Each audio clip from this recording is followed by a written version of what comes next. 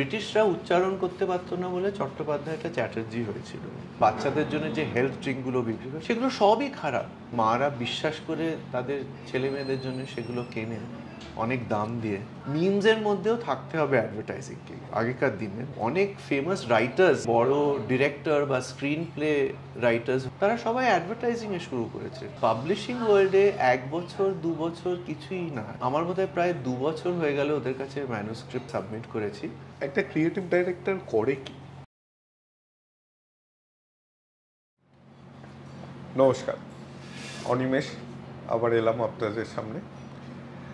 আজকাল অ্যাডভার্টাইজিংয়ের যুগে বাংলার খুব দুরবস্থা। কারণ ভালোর যারা তারা কলকাতা ছেড়ে সবাই মোরালেস চলে গেছে এবং তারা হিন্দি বা ইংরেজিতে বানায় অ্যাডভার্টাইজমেন্টটা, আর গুগল ট্রান্সলেট দিয়ে বাংলাটা তৈরি হয়। এর জন্য বাংলাটা শুনতে এক বীভৎস রকমের লাগে। তেমনই একজনকে আজকে যদি আমি একটা ইংরেজ বাদাম হিসেবে ডাকি তাহলে তার কেমন লাগবে এটা জানার জন্য আজকে বসেছি সুমন্ত চট্টোপাধ্যায়ের সাথে। নমস্কার। নমস্কার। ওনার নামই the English nut. Neologism is the word for newly invented words.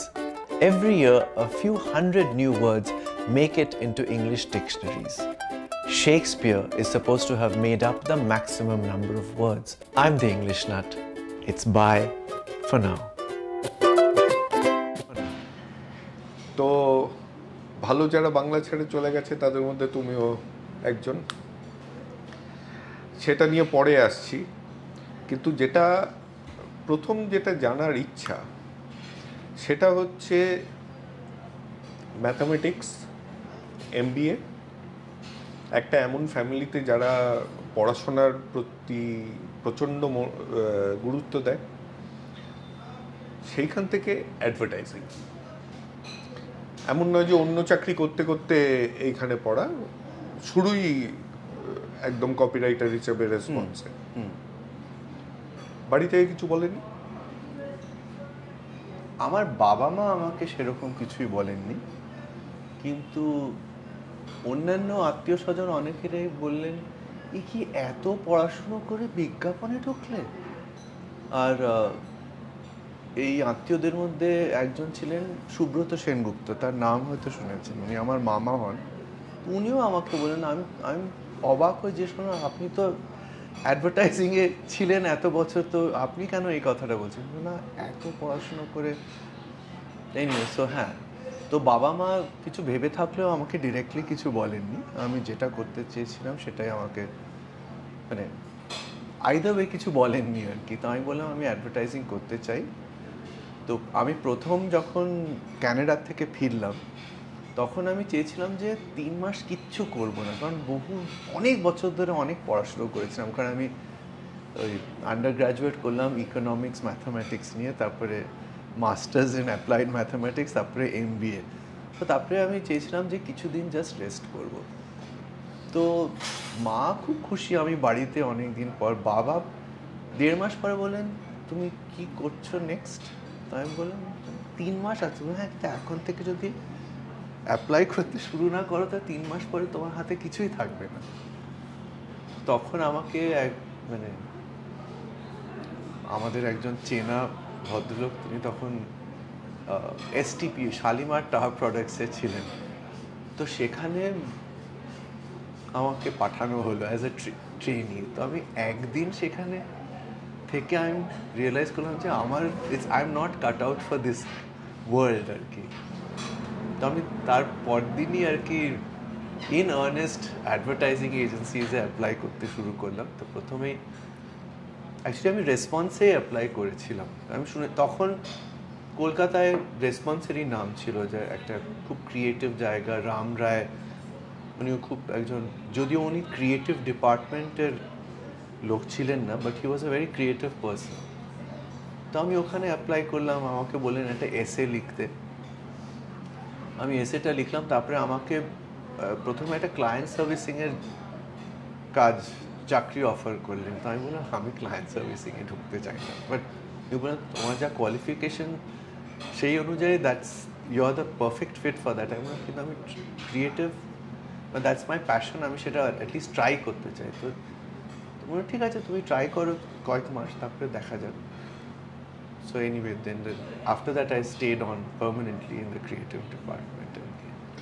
আচ্ছা, এর থেকে আর এগোনোর আগে কয়েকটা জিনিস নিয়ে এসেছি দেওয়ার জন্য। আচ্ছা, তো সেইগুলো দিয়ে নিই। ওকে।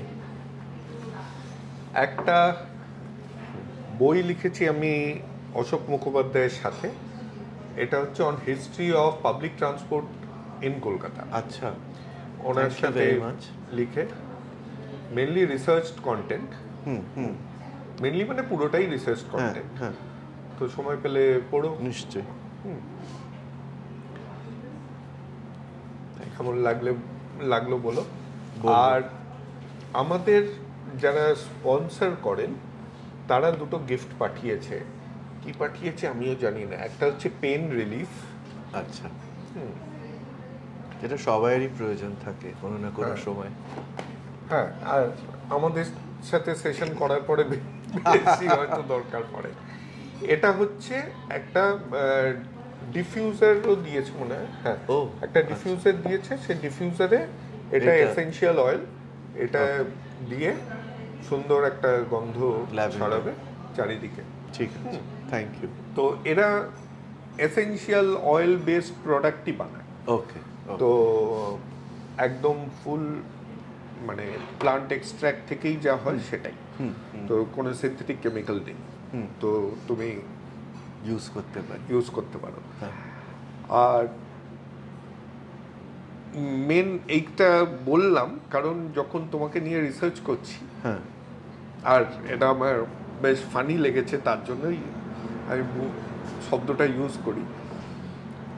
তোমারই জুনিয়র একজন বলল, মানে সে কপি লেখে কিন্তু ইংলিশ শব্দ ভাবতে ভাবতে বলছে আর কোনো শব্দ পাচ্ছি না, কিন্তু মনে হয় হাইপোকন্ড্রিয়া একটা ভালো স্যুট করে।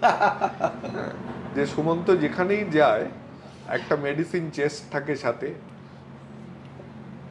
যখন তখন হাঁচি সর্দি শুরু হয়ে যায়। তারপরে তো ডায়েট নিয়ে খুব কনসিয়াস। হ্যাঁ। তো এটা কি টেনশন থেকে না? হাইপোকন্ড্রিয়াক বোধহয় ছোটবেলার থেকে, কিন্তু যেটা যে এ, পরিবর্তন ঘটেছে একটা, সেটা হচ্ছে বোধহয় 2 বছর বা 2.5 বছর আগে আমি আয়ুর্বেদিক ট্রিটমেন্ট নেওয়া শুরু করছি। তারপর থেকে আর কি এই যে অ্যালোপ্যাথিক ওষুধের একটা বাক্স নিয়ে ঘুরতাম, সেটা বন্ধ হয়েছে। তার বদলে নানান রকম এইসব পাউডার্ড ফর্মে আয়ুর্বেদিক জিনিসপত্র নিয়ে ঘুরে বেড়াই। আর হ্যাঁ, আমার খুব সহজেই সর্দি কাশি হয়ে যায়, কলকাতায় এলেই হয় এবং এখনো হয়েছে। তো তো তাহলে তো মণিপুরা আয়ুর্বেদা তোমার বাঙালি, মানে ঠান্ডা লেগে যাবে মারা বলেন, আমার সবসময় ঠান্ডা লেগে যায়। মাঙ্কি ক্যাপ পরে হ্যাঁ, হাঁটা উচিত। সেটা এখনো পড়া হয়নি, সেটা পড়লে কমপ্লিট হয়ে যাবে আমার। হ্যাঁ, মাঙ্কি ক্যাপ নিয়ে যখন কথাই উঠলো, চুল কাটলে কেন? চুল কাটলাম একটা কারণ হচ্ছে যে চুলটা, লম্বা চুল মেনটেন করাটা একটু হয়ে যাচ্ছে, ডিফিকাল্ট হয়ে যাচ্ছিল। তো সেটা একটা কারণ। আরেকটা কারণ হচ্ছে যে আমি এখন, মানে আমার ইন্টারেস্ট হচ্ছে অভিনয়ের দিকে যাওয়া, এবং আমাকে একাধিক কাস্টিং ডিরেক্টর বম্বেতে বললেন যে লম্বা চুলওয়ালা ক্যারেক্টারের জন্য চাহিদা খুবই কম। সো দ্যাট ওয়াজ, মানে একজন আমাকে অনেকদিন আগে বলেছিল, আমি খুব একটা মানে ইগনোর করেছিলাম। তারপরে 2-3 মাস আগে আরেকজন আমাকে বলল, আর তখন আমি বললাম ঠিক আছে, কেটেই ফেলি, চুলটা তো যে কোনো সময় আবার লম্বা করে নেওয়া যায়, ইটস নট আ প্রবলেম। সেই জন্যই কাটলাম। আচ্ছা, একটা জিনিসের জন্য ক্ষমা চেয়ে নিচ্ছি। আমরা আছি কলকাতা 64 বলে একটা ক্যাফেতে, আর যেরকম ক্যাফেতে হয় মাঝে মাঝে দরজা খোলা হচ্ছে আর চিমনির আওয়াজটা এসে যাচ্ছে, তার জন্য আমরা চেষ্টা করব পুরোটাই ক্যান্সেল করে দিতে। হয়তো কিছুখানি যদি থেকে যায় তাহলে আমরা দুঃখিত, কিন্তু ওরা আমাদের সুযোগ করে দিয়েছে, সেটা তো আমরা ওনাদের প্রতি থ্যাঙ্কফুল। এবং পরিবেশটা বেশ সুন্দর, কফিটাও। আচ্ছা, তো এই মানে ফিজিক্যাল হেলথ নিয়ে কথা বলতে বলতেই একটা জিনিস, আমি তোমার পার্সোনাল লাইফে একটু পরে যাচ্ছি, একটু কয়েকটা প্রশ্ন আছে। আম, কিন্তু যেটা মেন একজন অ্যাডের, তোমার তো মুখ্য সময়টা অ্যাডভার্টাইজিংয়েই কেটেছে, যেটা আমি দেখেছি যে যারা অ্যাডে থাকে ক্রিয়েটিভ দিকে বিশেষ করে, হুম তাদের মধ্যে মাঝে মাঝে একটা ডিপ্রেশন ধরে হুম মেবি ক্রিয়েটিভ ডিপ্রেশন, কিংবা কিছু যেটা বলতে চাইছি বলার কিভাবে বলবো বুঝে পাচ্ছি না, কিংবা একটা দারুণ জিনিস বানালাম কিন্তু ক্লায়েন্ট হ্যাঁ সেটাকে ফেলে দিল। তো এই ডিপ্রেশনটা যারা এখন অ্যাডভার্টাইজিংয়ে আছে, তা- তাদের যদি বলতে হয় কিভাবে ট্যাকল করা যায়, হুম, সেটা কিভাবে তোমার মনে হয়? মানে এইটা একটা আমার মতে এই আমি বলবো ফ্রাস্ট্রেশন রাদার দেন ডিপ্রেশন হয়তো, কিন্তু সেটা নিয়ে সেটাকে কিভাবে হ্যান্ডেল করতে হবে, I think that is one of the most important things for a creative person to know how to do. এবং এটা কখনোই ইজি হয় না। প্রথম দিকে আরও ফ্রাস্ট্রেটিং লাগে, হয়তো 4-5 দিন দিন রাত খেটে তুমি একটা ক্যাম্পেন তৈরি করে ক্লায়েন্টকে প্রেজেন্ট করতে গেলে, হয়তো নিউ বিজনেস পেজ, ক্লায়েন্ট সেটা শুনে আর দেখে বললো মজা নেই আয়া। আর this is the worst feedback that you can give, কারণ মজা নেই আয়া থেকে যদি কেউ বলে যে আচ্ছা এটাতে এই প্রবলেম আছে, তাহলে আমরা সেটার একটা সলিউশন খুঁজতে পারি। কিন্তু মজা নেই আয়ার কোনো সলিউশন নেই। তার মানে হচ্ছে যে আরেকটা ক্যাম্পেইন করো, কিন্তু সেটা মানে সেইটা কি রূপ ধারণ করবে সেটা তারাও বলতে পারে না। মানে আমাদের গেস করতে হয় যে ওদের মাথার মধ্যে কি আছে, কি ভাবছেন তারা। সো এটা নিয়ে প্রথম দিকে ভীষণই খারাপ লাগে, পরের দিকে মানে অভ্যেস হয়ে যায়।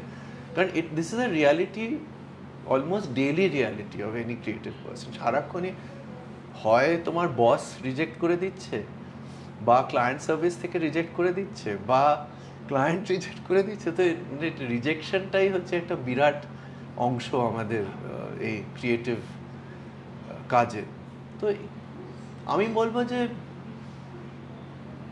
কি বলবো, মানে তখন মনে মনে সবাইকে গালাগালি দিয়ে একদিনের জন্যে একটু রাগারাগি করে তারপরে পরের দিন থেকে আবার স্টার্ট আ ফ্রেশ, মানে টুমরো ইজ আনাদার ডে লোকে বলে না, সেইটাই আর কি, সেই ফিলসফিটা আর কি অ্যাডপ্ট করতে হয়। না, এটা কেন আমি ডিপ্রেশন শব্দটা ইউজ করলাম তার একটা হ্যাঁ। কারণ আছে। সেটা হচ্ছে এখন যেরকমভাবে চলছে তাতে ফ্রাস্ট্রেশন, অনেকগুলো ফ্রাস্ট্রেশন, হ্যাঁ। তারপর ডিপ্রেশন। হ্যাঁ ট্রু। তো যখন তুমি একটা ক্রিয়েটিভ কিছু করলে, ক্লায়েন্টের দিক দিয়ে কিংবা তার মার্কেটিং ম্যানেজার যে একদম junior, probably straight out of college এবং নট ক্রিয়েটিভ অ্যাট অল, আজকাল তো মানে অনেক এমবিএ কলেজ থেকেই এমবিএ হয়, তো কিন্তু তার পজিশনটাকে, তার চাকরিটাকে he has to earn his bread, justify করতে হবে। He has to second guess his boss. হ্যাঁ, না তার জন্য নয়, আমি বেশি জানি এটা প্রমাণ করতে হবে। তো সে তখন একটা এআই দিয়ে একটা হাফ বেকড কিছু বানিয়ে দিল, যেটা তুমি হয়তো 4 দিন ধরে তোমার ক্রিয়েটিভ টিমকে একসাথে বসিয়ে এবং চ্যাট জিপিটি দিয়ে একটা ট্যাগলাইন বসিয়ে দিল যেটা মানে মেক্স নো সেন্স, দাঁড়াই না। সেই জায়গাটাতে এইরকম জিনিস রোজ হচ্ছে। তো সেই জায়গাটা কিভাবে ডিল করছে? না, আমি বলছি যে আমার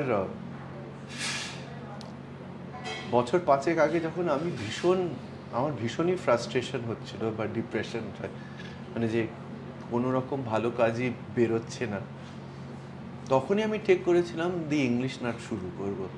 কারণ সেটার ক্লায়েন্ট আমি নিজে, এবং আমার যেটা ভালো লাগে আমি সেটাই তৈরি করব এবং চালাবো আমার নিজস্ব চ্যানেল। তো কেমন চলছে ইংলিশ নাট? ইংলিশ নাট ভালোই চলছে। আমি বলবো না যে এটার মানে আমার লক্ষ লক্ষ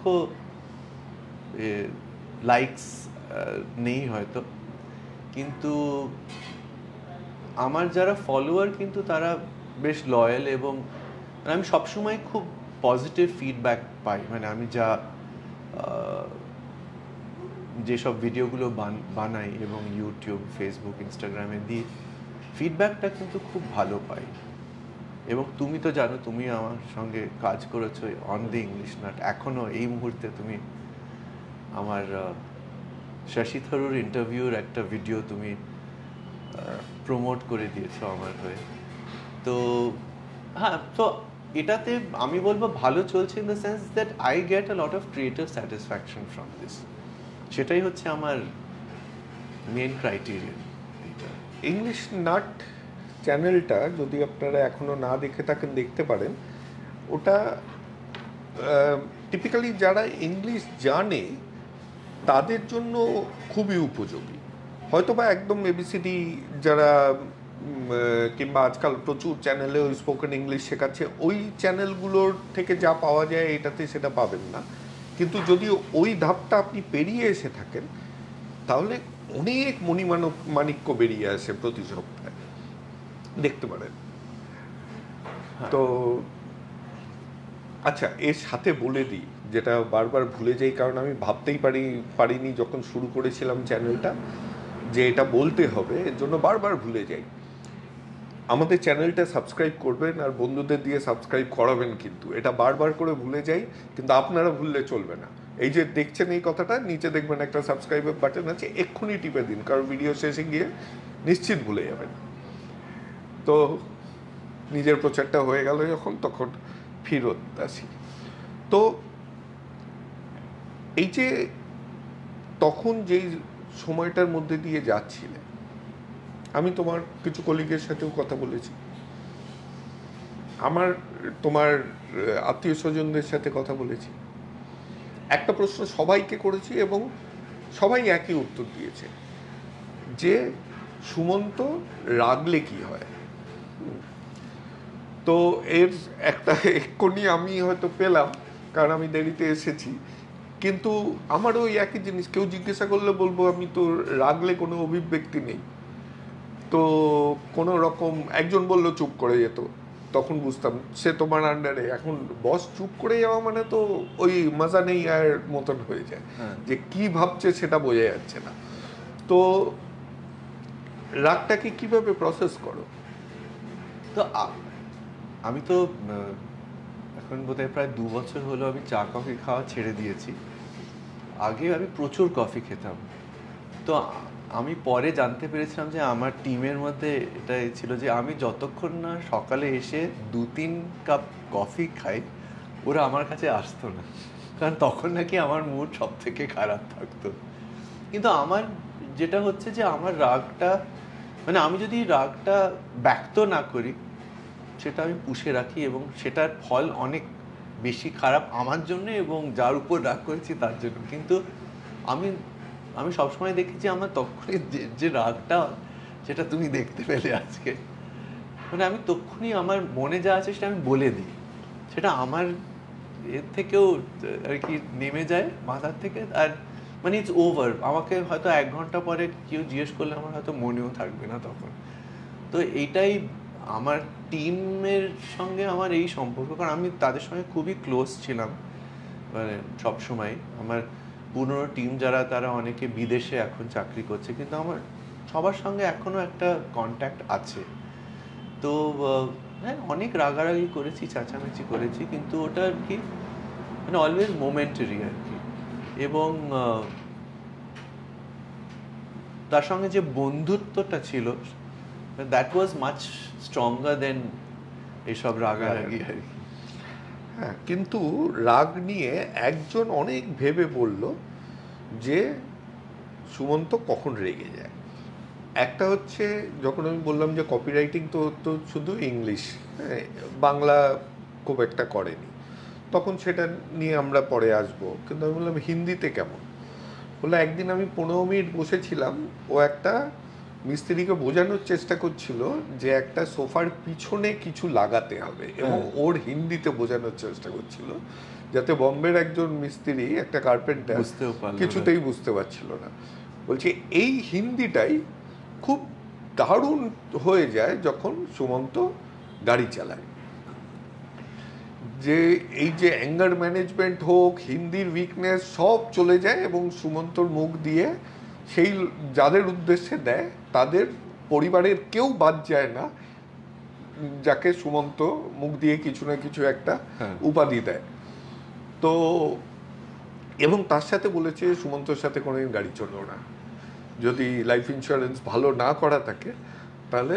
এগুলো সব অনেকদিন আগেকার কথা, কিন্তু আমি জিজ্ঞাসা করছিলাম এখনো চালাও গাড়ি?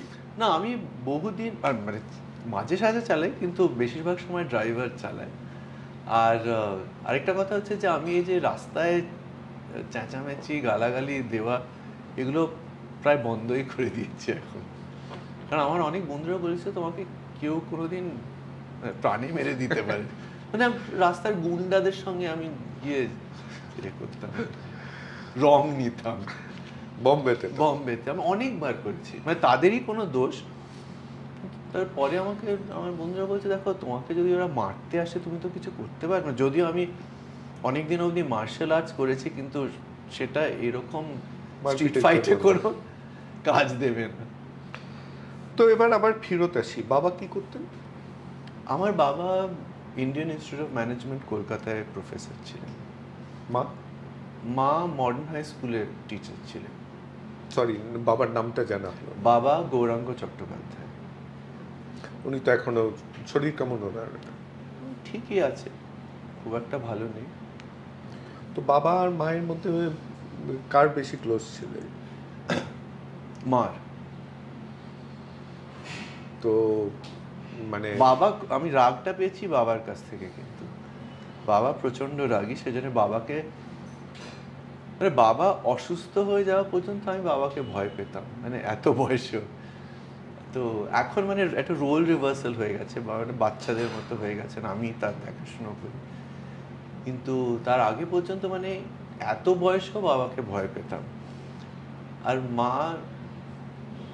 মা একেবারেই অন্যরকম ছিলেন, মানে মা কখনোই চেঁচামেচি করতেন না, এবং খুব আমরা অসভ্যতা করলে বলতেন বাবা আসো বাড়িতে, বাবাকে বলবো, তখনই আমরা মানে we would fall in line আর কি। আমরা মানে দুই ভাই? আমার দুই দাদা আর দুই দাদা? হ্যাঁ। আচ্ছা। তো তার মধ্যে আমার বড় দাদা আমার চেয়ে 8 বছরের বড়, তো তার সঙ্গে অতটা ঝগড়াঝাটি হতো না। কিন্তু আমার যে মেজো দাদা আমার চেয়ে 3 বছরের বড়, তার সঙ্গে দিন রাত মারামারি ঝগড়া। কি করছেন ওনারা? নাম? দুজনে, আমার বড় দাদা অমিতাভ চট্টোপাধ্যায়, উনি ইনসিয়াডে মার্কেটিং এর প্রফেসর ফ্রান্সে। আর মেজো দাদাও বিজনেস স্কুলে, দুজনেই বিজনেস স্কুলে পড়ান। মেজো দাদা এখন কেমব্রিজে আছে, কেমব্রিজে পড়াচ্ছে। মায়ের নামটা জানা হলো? মার নাম আরতি চট্টোপাধ্যায়। একটা জিনিস, নামগুলো শোনার পর যে কলকাতা ছেড়ে বম্বে গেলে কেন গেলে সেটা এক্ষুনি জিজ্ঞাসাই করছি, কিন্তু সাধারণত দেখা গেছে বাংলা ছাড়লে চট্টোপাধ্যায়টা খুব তাড়াতাড়ি চ্যাটার্জি হয়ে যায়। এবং তুমি যেই প্রফেশনে থেকেছো তাতে চ্যাটার্জি হওয়ার চান্সটা অনেক বেশি ছিল। তো কারণ অবাঙালি প্রচুর, একটা কসমোপলিটন এনভায়রনমেন্ট, একটা অ্যাড এজেন্সিতে। তো চট্টোপাধ্যায়টা ধরে রাখলে কেন? না, একটা জিনিস হচ্ছে যে এটা খুব ভুল ধারণা যে চট্টোপাধ্যায়টাকে চ্যাটার্জি করলে যে অবাঙালিরা সেটা আরো সহজে গ্রহণ করে নেবে বা উচ্চারণ করতে পারবে, দ্যাট ইজ নট ট্রু। মানে ওরা হয়তো বলবে চট্টোপাধ্যায়, কিন্তু বেশিরভাগ অবাঙালি জানেই না যে চট্টোপাধ্যায় আর Chatterjee is the same surname.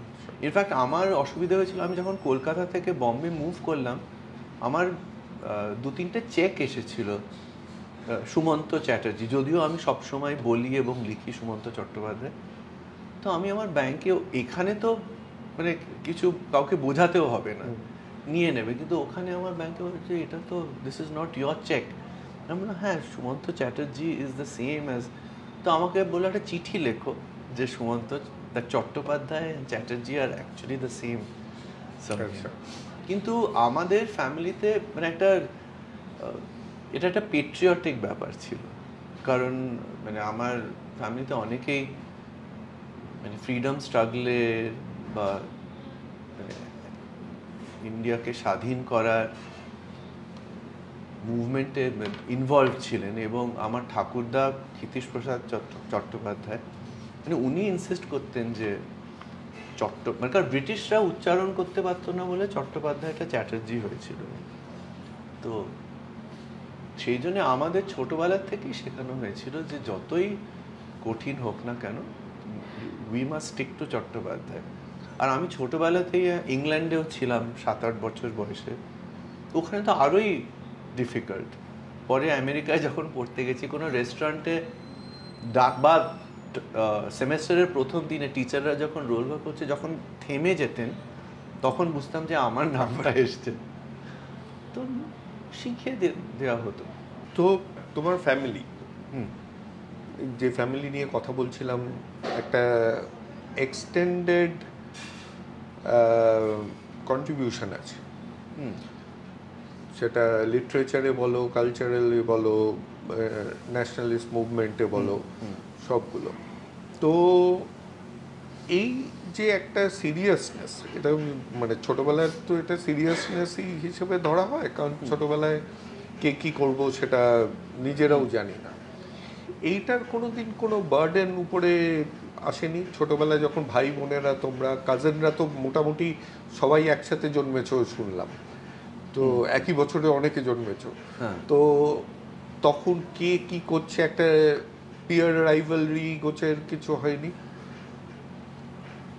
আমার ইমিডিয়েট ফ্যামিলিতে এই পড়াশোনার উপর যে স্ট্রেস, এটা সবচেয়ে বেশি বোধহয় এই চট্টোপাধ্যায় ফ্যামিলিতে আর কি।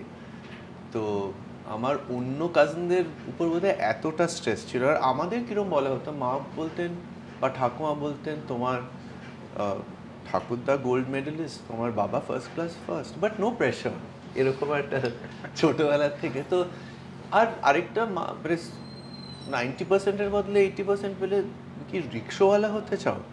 তো আর আমি খুবই ইনোসেন্ট ছিলাম ছোটবেলায়। আই ইউজড টু ইমাজিন যে আমি একটা রিক্সা চালাচ্ছি। আমার এত ভয় লাগতো যে আমি খুব মন দিয়ে পড়াশোনা করতাম। তারপরে তো অ্যাকাডেমিক রেজাল্টস মানে হাইলি স্ট্রেসড আমাদের ফ্যামিলিতে, এবং হ্যাঁ, সেটা একটা প্রচণ্ড প্রেশার ছিল ছোটবেলায়।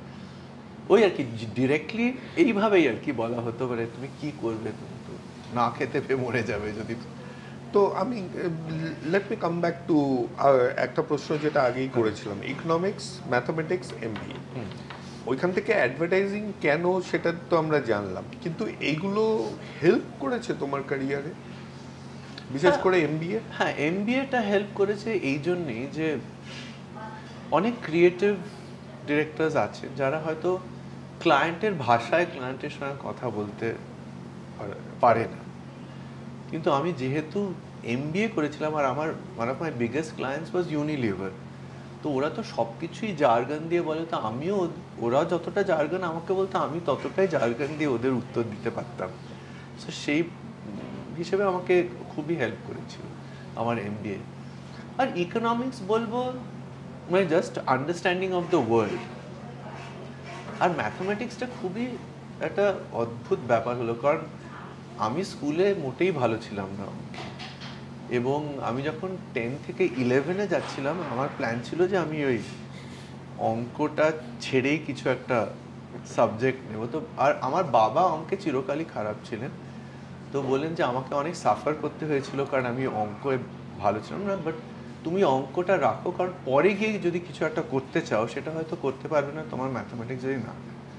তো আমি সেই ভালো ছেলের মতো আমি খুব মানে খেটে অঙ্কটা পড়লাম। তারপরে আমি যখন এতে গেলাম, ইউএসএ পড়তে গেলাম, আরেকটা জিনিস হচ্ছে আমাদের স্কুল সিস্টেমের যা স্ট্যান্ডার্ড, সেই তুলনায় যে কোনো অন্য দেশে গেলেই মানে একটা আমাদের অ্যাডভান্টেজ থাকে। মানে আমি বলছি আমাদের দেশের ভালো স্কুলে যারা পড়ে তাদের একটা অ্যাডভান্টেজ থাকে। তো আমি যখন ওখানে গেলাম, আমি দেখলাম আমি অন্য অনেকের থেকেই অঙ্কে বেটার। তো ফার্স্ট সেমেস্টারে একটা অ্যাডভান্টেজ ছিল। আর আমার ম্যাথামেটিক্সের টিচাররাও খুব আমাকে এনকারেজ করলো যে ম্যাথামেটিক্সটা পড়তে। তো আর তো আমার ওখানে ডাবল মেজর ছিল, আমার ইকোনমিক্স অ্যান্ড ম্যাথামেটিক্স। আর যতদিনে আমার মানে ব্যাচেলার্স ডিগ্রিটা কমপ্লিট হলো, একটা ইউনিভার্সিটি থেকে রিক্রুট করতে এসেছিল তো আমাকে অফার করলো একটা মাস্টার্স ডিগ্রি পড়ার জন্য। আর সেই সময় I was a professional student, মানে আমি জীবনে কি করব সেটা আমার কোনো ধারণা ছিল না। তা ইনফ্যাক্ট আমি খুব ইমপ্রেসড হয়ে যাই যে আজকালকার লট অফ ইয়াং পিপল, তারা মনে হয় প্রায় স্কুল থেকেই জানে তারা কি করতে চায়। না, আমি একেবারেই জানতাম না। So I wanted to be a student as long as possible, কারণ আমার এই জীবনটাই ভালো লাগতো। তো অন দ্যাট নোট, এই যে তুমি কম্পেয়ার করলে আজকের, তারা খুব focused, too specialized even in their thinking. তোমার কি মনে হয় না এই যে তুমি তোমার জীবনে এতখানি এক্সপ্লোর করেছো, সেইটা কোথাও গিয়ে আজকে যখন তুমি অ্যাডভার্টাইজিং ছেড়ে অন্য প্রফেশনে ঢোকার চেষ্টা করছো, তো সেইখানে চেষ্টা করছো, আগেও করছিলে তো, কিন্তু অন্য প্রফেশনাল ফুল টাইম করার চেষ্টা করছো, এই সুইচটা তোমার ছোটবেলা থেকেই সুন্দরভাবে করতে পেরেছো? কারণ আমাদের এক্সপোজারটা অনেক বেশি আমরা রেখে দিয়েছিলাম নিজেদের জীবনে। এই over specialization may lead to job dissatisfaction and এই রকম জিনিস। ভেরি ট্রু, আমার তো তাই মনে হয়। কারণ আমরা আগে যেটা বলছিলাম না, যে যে ফ্রাস্ট্রেশন বা ডিপ্রেশন হয়ে যায় কাজ রিজেক্ট যখন বারবার হয়, তো আমার সবসময় একটা বাইরের অন্য কিছুতেও ইন্টারেস্ট ছিল।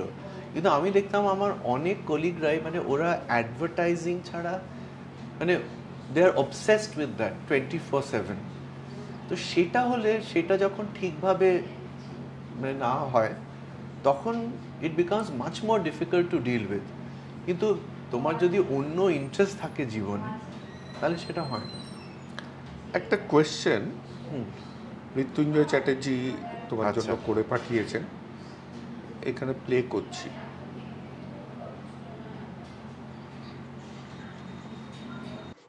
সুমন্ত্র, আপনি একজন প্রতিষ্ঠিত বিজ্ঞাপন শিল্পী বা চিন্তাবিদ। আমাদের অনেক প্রশ্ন থাকে এই যে বিজ্ঞাপন জগতের নানা রকম ওঠাপড়ার মধ্যে এবং নানা রকম ভাবনা চিন্তার মধ্যে প্রচুর প্রশ্ন তৈরি হয় ডেফিনেটলি। তো আমি আপনি নিশ্চয়ই অবশ্যই জানবেন দ্যাট বিল বার্নব্যাক বা উইলিয়াম বার্নব্যাক, তিনি একজন বিজ্ঞাপন জগতের একজন অত্যন্ত আইকনিক ফিগার, আমি বলবো, মানে গুণী মানুষ। তিনি ভক্সওয়াগন বিটলের বিখ্যাত ক্যাম্পেইন করেছিলেন, যে আজও আমাদের পড়তে হয়, জানতে হয়। তার একটা বক্তব্য আছে, কারণ আমি তার বইপত্র খুব পড়ি এবং খুব ফলো করেছি আমার অ্যাকচুয়ালি আমার যখন ওয়ার্কিং লাইফ ছিল। তো তাতে ওনার একটা বই আছে খুব ভালো, বইটা পড়লে অনেক কিছু জানা যায়, বোঝা যায় যে বিজ্ঞাপন জগতে কতটা নিজেকে প্রতিষ্ঠিত করতে গেলে কতটা বোঝদার হতে হয়, কি ক্লায়েন্টের নিড, কি আমাদের expression to fulfil that need. Bill বার্নব্যাকের একটা খুব ফেমাস সেইং আছে, the most powerful element in advertising is the truth. মানে এটা বহুদিন থেকে আমাকে হন্ট করে যে কতটা ট্রুথ, কতটা সত্যি আমরা বলি, বা সত্যি সেগুলো মানে ক্লায়েন্ট হয়তো আমাদের ব্রিফ করলো সব কিছু, আমরা কতটা তলিয়ে দেখি যে তার মধ্যে সত্যি মিথ্যেটা। তো এই ব্যাপারটা আমার একটু আপনাকে প্রশ্ন করার সুযোগ পেয়েছি যখন, আমার একটু জানতে ইচ্ছে করে যে এই মিথ্যার যুগে সত্যর জায়গাটা তো খুবই কমে গেছে, সেখানে বিলের এই যে কমেন্টটা, এটা কতখানি মানে গ্রাহ্য করা উচিত বা ইগনোর করা উচিত আজকের পার্সপেক্টিভে? Okay Sumantra, thank you very much, ভালো থাকবেন। তো আমি যখন জুনিয়র ছিলাম অ্যাডভার্টাইজিংয়ে, as a I was attracted to advertising because it was a creative field. আমার ওই ক্রিয়েটিভিটিটাই ভালো লাগতো, মানে কী করে একটা সুন্দর গল্প তৈরি করব, যার মাধ্যমে প্রোডাক্টের অ্যাডভার্টাইজিং হবে। আমি কখনোই এটা নিয়ে চিন্তা করতাম না যে যে প্রোডাক্টটা বা যে ব্র্যান্ডটা বিক্রি করছি সেটা যে ক্লেমসগুলো করছে সেটা কতখানি সত্যি বা মিথ্যে, সেটা নিয়ে আমি চিন্তাই করতাম না। কিন্তু যত বয়স বেড়েছে ততই আমার সেই কনসার্নটা বেড়ে গেছে যে আমার তো এখন মনে হয় বেশিরভাগ প্রোডাক্ট বা ব্র্যান্ড যেগুলো আমরা অ্যাডভার্টাইজ করি সেগুলো সাবস্ট্যান্ডার্ড এবং অনেক ক্ষেত্রেই ক্ষতিকারক। সিগারেট ঠিক আছে, সেটা প্যাকের উপর পরিষ্কার করে লেখা থাকে, সেটা বাধ্য করা হচ্ছে। হ্যাঁ, কিন্তু আমার তো মনে হয় যেমন sugar is one of the worst things, কিন্তু প্রায় প্রত্যেকটা ফুড প্রোডাক্টেই গাদা গাদা করে সুগার দেওয়া থাকে। বাচ্চাদের জন্য যেসব সাপোজেড হেলথ ড্রিঙ্কগুলো বিক্রি হয়, they are all terribly bad. Pan masala যখন, কিন্তু এইটাতেই this brings the next question, হ্যাঁ, যেটা আমার আগের কোয়েশ্চেনের সাথে রিলেটেড, যে এটা কি, কারণ এই অ্যাডগুলো তৈরি হচ্ছে, কয়েকজনের মনে প্রশ্ন জাগছে, কিন্তু অন্যরা সেই তাদের ওই কনসিয়াসটা বন্ধ রেখেই অ্যাডগুলো তৈরি করছে, কারণ তারা পয়সা পাচ্ছে এবং তাদের একটা ক্যারিয়ার চলছে। এই এই যে ডিলেমাটা, এটা সরিয়ে রাখছে অন্যরা, কারণ তাদের আর কিছু করার নেই। কারণ যেটা নিয়ে আমি আসছিলাম, যে তারা জানে না তারা এই ছাড়া আর কি করবে। এর জন্য একজনকে, একটা ব্র্যান্ডকে যদি না বলে দেয় তাহলে তার এক্সিস্টেন্স প্রবলেম হচ্ছে। সো দে আর, ওই ইংলিশে একটা কথা আছে, selling their soul to the devil. ওই রকম একটা জিনিসে ইন্ডালজ করছে নিজেদেরকে। তো যেমন এআই দিয়ে যা খুশি তৈরি করে দিচ্ছে। আজকে এই যে বাংলা, আমি যেটা দিয়ে শুরু করলাম, যে একবারও দেখার তাদের প্রয়োজন নেই যে বাংলাটা গুগল ট্রান্সলেট ঠিক দিল কি দিল না। এই ছোট্ট জায়গা থেকেই আমি যাচ্ছি সব জায়গায়, কিন্তু এগুলো করছে যখন, তখনই মনের জায়গায় কি এরা করছে কেন? এরা তো সব ক্রিয়েটিভ লোক, ট্যালেন্টেড লোক। যদি পছন্দ না হয় তাহলে তো ছেড়ে অন্য কিছু করতে পারে। না, একটা জিনিস হচ্ছে যে going back little from present day AI and all of that, কিন্তু অনেক সময় লোকে মানে অ্যাডভার্টাইজিংকেই ব্লেম করে because that is the most visible aspect, but it is actually আমাদের ইকোনমিক সেট আপটাই এরকম, মানে আমাদের ইকোনমিটাই এরকম, যে সমস্ত প্রোডাক্টস তৈরি হচ্ছে বা বিক্রি হচ্ছে সেগুলো বেশিরভাগ ক্ষেত্রে সেগুলো খারাপ, বা অনেক ক্ষেত্রেই সেগুলো খারাপ।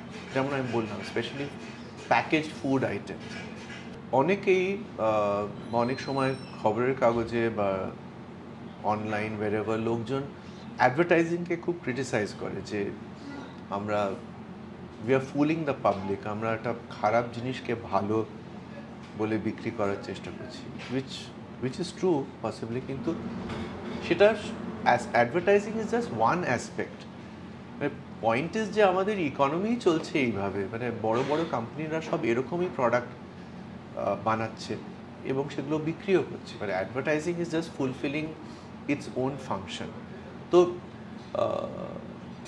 মৃত্যুঞ্জয় বাবু যেটা বললেন, truth in advertisement, there is no truth in any aspect of our economy and marketing. So যে প্রোডাক্টগুলোই সব খারাপ হয়, আর আগে বলা হতো যে একটা খারাপ প্রোডাক্ট সেটা অ্যাডভার্টাইজ করলে মানে সেই প্রোডাক্টটা উঠে যাবে, সেই ব্র্যান্ডটা উঠে যাবে, কারণ লোকজন সেটা ট্রাই করে বুঝতে পারবে যে সেটা খারাপ। কিন্তু যেটা হয় দ্যাট ইজ নট ট্রু। আমি নাম করবো না, আমি যেটা বলছিলাম বাচ্চাদের জন্য যে হেলথ ড্রিঙ্কগুলো বিক্রি করে, সেগুলো তো ইন্ডিপেন্ডেন্সের সময় থেকে চলে আসছে প্রায়, সেগুলো সবই খারাপ, অথচ লোকজন সেগুলো মারা বিশ্বাস করে তাদের ছেলে মেয়েদের জন্য সেগুলো কেনেন অনেক দাম দিয়ে। তো একটু এটা থেকে সরছি, ইনফ্লুয়েন্সার মার্কেটিং এখন বিরাটভাবে ঢুকে এসছে। দেখো, অ্যাডভার্টাইজমেন্টটাকে একটা ডিক্লেয়ার্ড জিনিস আমি দেখাচ্ছি, একটা অ্যাড ফিল্ম যখন দেখাই যে এটা is a ডিপিকশন of a creative content যেটাতে আমরা প্রমোট করছি আমার প্রোডাক্টটাকে। ইনফ্লুয়েন্সার মার্কেটিংয়ে তো মিথ্যা কথা বলছে, একদম পরিষ্কার মিথ্যা কথা বলছে যে আমি এটা ব্যবহার করেছি, আমি এটা এই করেছি। আজকে শাহরুখ খানও যদি সেন্ট্রোর কার্ডের অ্যাড ফিল্ম বানায়, সে বলছে এটা this is an ad film. ওর নিজে পার্সোনাল লাইফে ব্যবহার করেছে, এটা অ্যাডের বাইরে এসে আর বলছে না।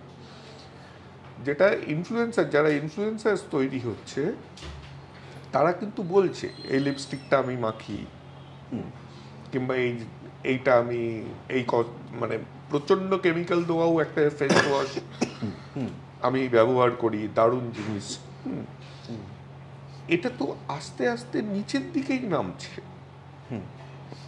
কারণ আমাদের একটা হিরো ওয়ার্শিপ ব্যাপার আছেই। মানে জেন্ডার নিউট্রালি যদি আমি ধরি, তাহলে হিরো ওয়ার্শিপ ব্যাপারটা আমাদের আছে। এটা তো নিচের দিকেই যাচ্ছে, লোকে মিথ্যে কথা বলছে যে এই লিপস্টিকটা ইউজ করছি, কিংবা এই প্রচন্ড কেমিক্যাল দেওয়া, সিনথেটিক কেমিক্যাল দেওয়া জিনিস আমি ফেস ওয়াশ ইউজ করি। আমাদের সোসাইটির যে হিরো ওয়ার্শিপ টেন্ডেন্সিটা আছে, যেখানে একজন অ্যাক্ট্রেস যদি ইলেকশনে দাঁড়ায় সে মোরালের জিতবেই, তো সেই জায়গাটা, সেটাও তো অ্যাডভার্টাইজিং, ফর্ম অফ অ্যাডভার্টাইজিং। তো আমাদের কোনো কন্ট্রোলস কি কেউ কোথাও ভাবছে যে রাখা উচিত? হ্যাঁ, মানে এইটাকে ইনফ্লুয়েন্সার মার্কেটিংটা রেগুলেট করা নিয়ে কথাবার্তা হয়েছে, কিন্তু এটার মানে একটা অন্য প্রবলেম আছে আমাদের দেশে, যেটা হচ্ছে যে এই রেগুলেশনের নামে গভর্নমেন্ট শেষ পর্যন্ত ট্যাক্স দিয়ে, না ট্যাক্স মানে ট্যাক্স দিয়েও ঠিক হয়ে যায় আমাদের কিভাবে কারণ মাঝখানে তো একটা এরকম প্রস্তাব হয়েছিল যে বেসিক্যালি টার্গেটেড আর যারা এইসব যেমন দ্য দেশভক্ত বা এই জাতীয় যারা আর কি যাদের news channel, digital news channel আছে এবং যারা they are openly critical of the government, তাদের কন্ট্রোল করবার জন্যে কিছু লজ আনা হচ্ছে। সেটাই হচ্ছে প্রবলেম। যারা ইনফ্লুয়েন্সাররা মিথ্যে মানে খারাপ ব্র্যান্ডস বা প্রোডাক্টস বিক্রি করছে, তাদের মিথ্যেটাকে কন্ট্রোল করতে গিয়ে অন্যদিকে হয়তো মানে they will be a muzzle on people who are speaking truth to power. So সেইটাই একটা ডিফিকাল্ট সিচুয়েশন। কিন্তু আমার মতে ইনফ্লুয়েন্সারদের কোনো, যেমন মাঝখানে একটা রুল এলো যে অমিতাভ বচ্চন যদি একটা কোনো ব্র্যান্ড এন্ডোর্স করে, then he has a responsibility, personal responsibility, যে সেই ব্র্যান্ডটা যদি তার মধ্যে কিছু একটা খারাপ থাকে, দেন হি ইজ অলসো লায়াবল। এরকম একটা রুল মাঝখানে এসেছিল। So I think something like that also কোর্টের একটা অর্ডার এসেছিল, সেটা হয়তো বা ওভারটার্নড হয়ে গেছে। কিন্তু এরকম হবে আমার মনে হয়, আস্তে আস্তে হবে। আর ইনফ্লুয়েন্সারদেরও ফাইনালি এটার মধ্যে আনতে হবে আর কি। না, ইনফ্যাক্ট আমি কালকেই কোইন্সিডেন্টালি সদ্গুরুর একটা ভিডিও দেখছিলাম।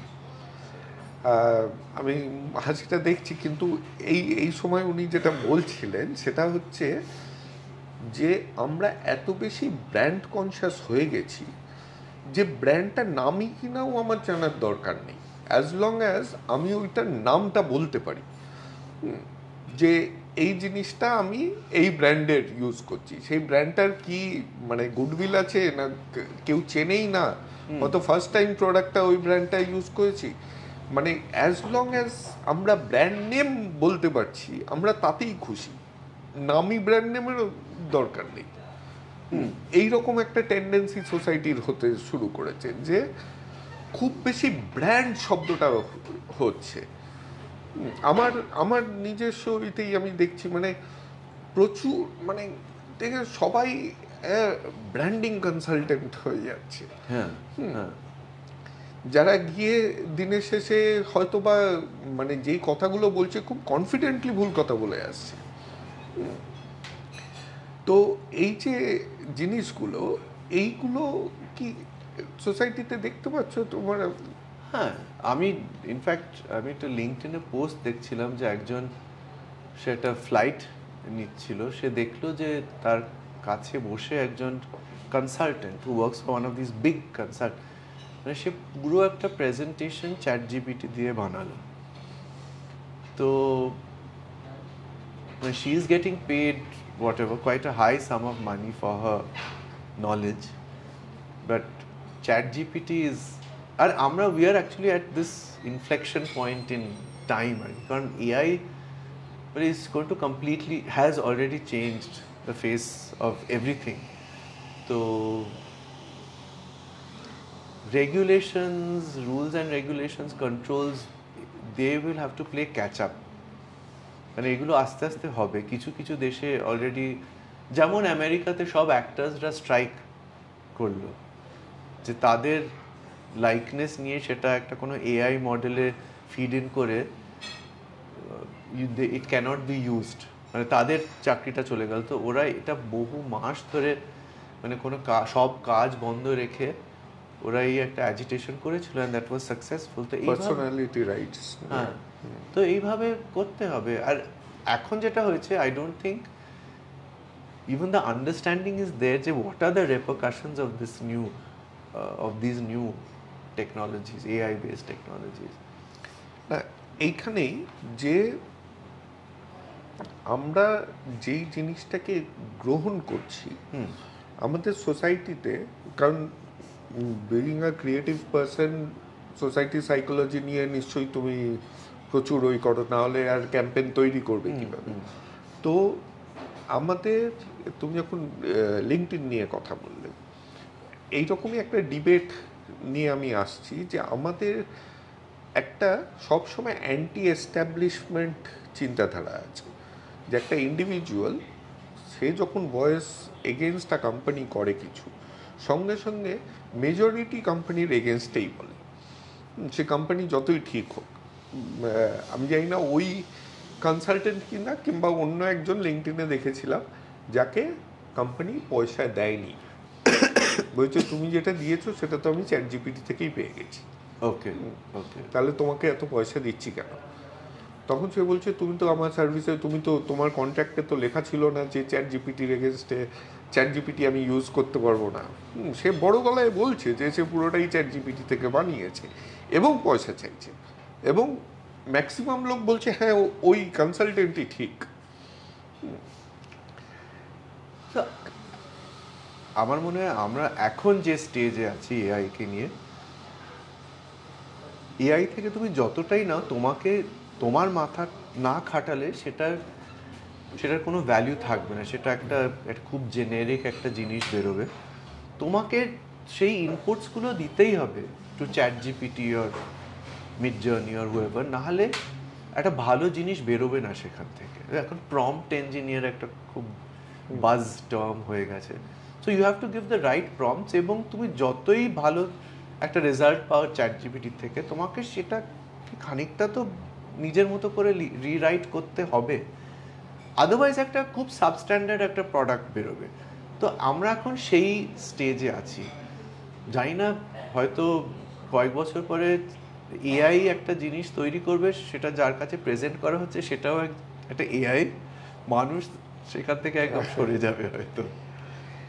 আচ্ছা, এবার যদি অ্যাডভার্টাইজমেন্ট নিয়ে কথা বলছি, তো কিন্তু তোমার পার্সোনাল লাইফ ইন অ্যাডভার্টাইজিং নিয়ে একটু, এবং তার মধ্যে যদি কিছু গল্প টল্প দাও, আমাদেরও ভাল লাগে। ওকে, একটা প্রশ্ন দিয়ে শুরু করি, ওকে, কারণ এই প্রশ্নটার উত্তর আমি সত্যি চাই তোমার থেকে। রামরে না Piyush Pandey? Very difficult question.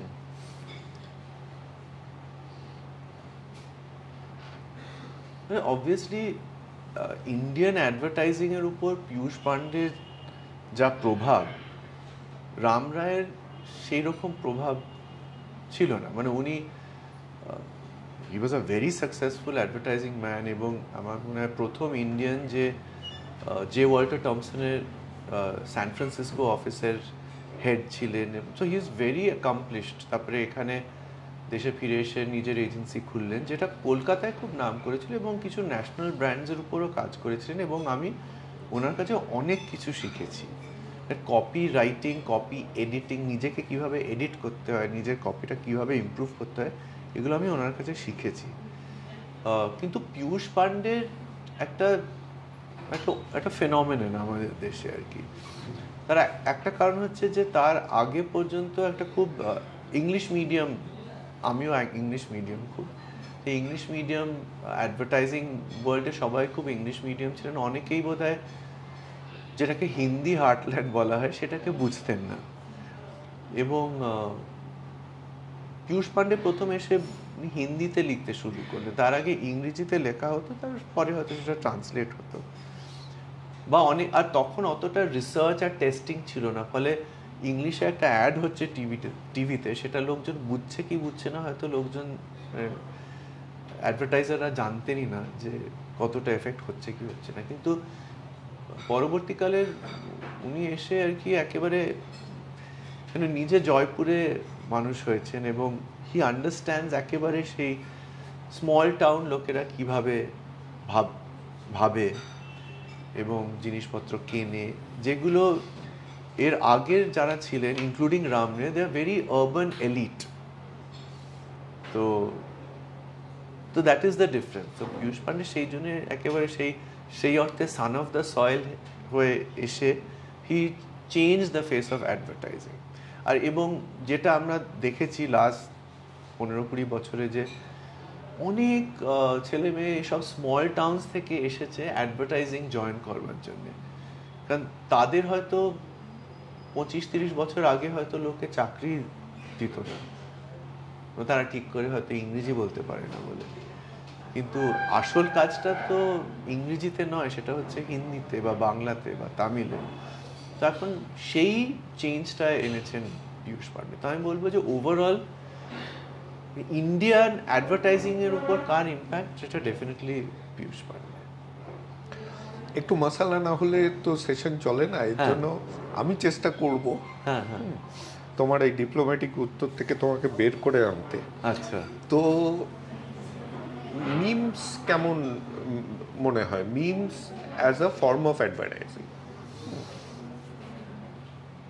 Advertising always tax what ever is the cultural phenomena of the time, যেটাকে বলে zeitgeist, ক্যাপচারিং দ্য zeitgeist, সেটাই হচ্ছে অ্যাডভার্টাইজিং এর কাজ। তো যেহেতু এখন পুরো সমাজটাই মিমস এর উপর চলছে, আমরা সকালে উঠেই প্রথম মিমস দেখি হয়তো ইনস্টাগ্রামে গিয়ে, তো সেই অবভিয়াসলি অ্যাডভার্টাইজিং কেও সেখানে থাকতে হবে। ডাজন্ট মিন যে শুধুই মিমস এর উপর অ্যাডভার্টাইজিং চলবে, কিন্তু মিমস এর মধ্যেও থাকতে হবে অ্যাডভার্টাইজিং কে। না, আমার প্রশ্ন হচ্ছে মিমসগুলো দেখে মনে হয় না যে এরা কত সুন্দর কপিরাইটার হতে পারতো, কিন্তু এরা they have wasted their lives. যারা মিমটা লিখেছে কয়েকটা এমন মিমস কয়েকজন দারুণ লেখে। হ্যাঁ নিশ্চয়ই, হ্যাঁ সেরকম তো আছে। এবং অনেক ক্ষেত্রে তারা যদি কন্টেন্ট ক্রিয়েটর হয়, তারা সেটা এরকম মিমস লিখে প্রচুর পয়সা করছে।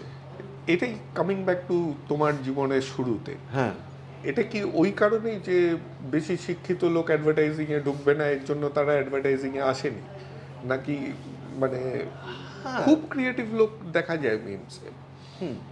না, আমি বলবো যে এখন অ্যাডভার্টাইজিং এ প্রচুর খুব ক্রিয়েটিভ লোক এবং অনেকেই হচ্ছে অনেক দিন ধরে। আমি বলবো যে এখন অনেকে যারা বাইরে গিয়ে বড় ডিরেক্টর বা স্ক্রিন প্লে রাইটার্স হয়ে গেছেন, তারা সবাই অ্যাডভার্টাইজিং এ শুরু করেছে। শুধু এখনই না, মানে অনেক ফেমাস রাইটার্স আগেকার দিনে they started out in advertising. এবার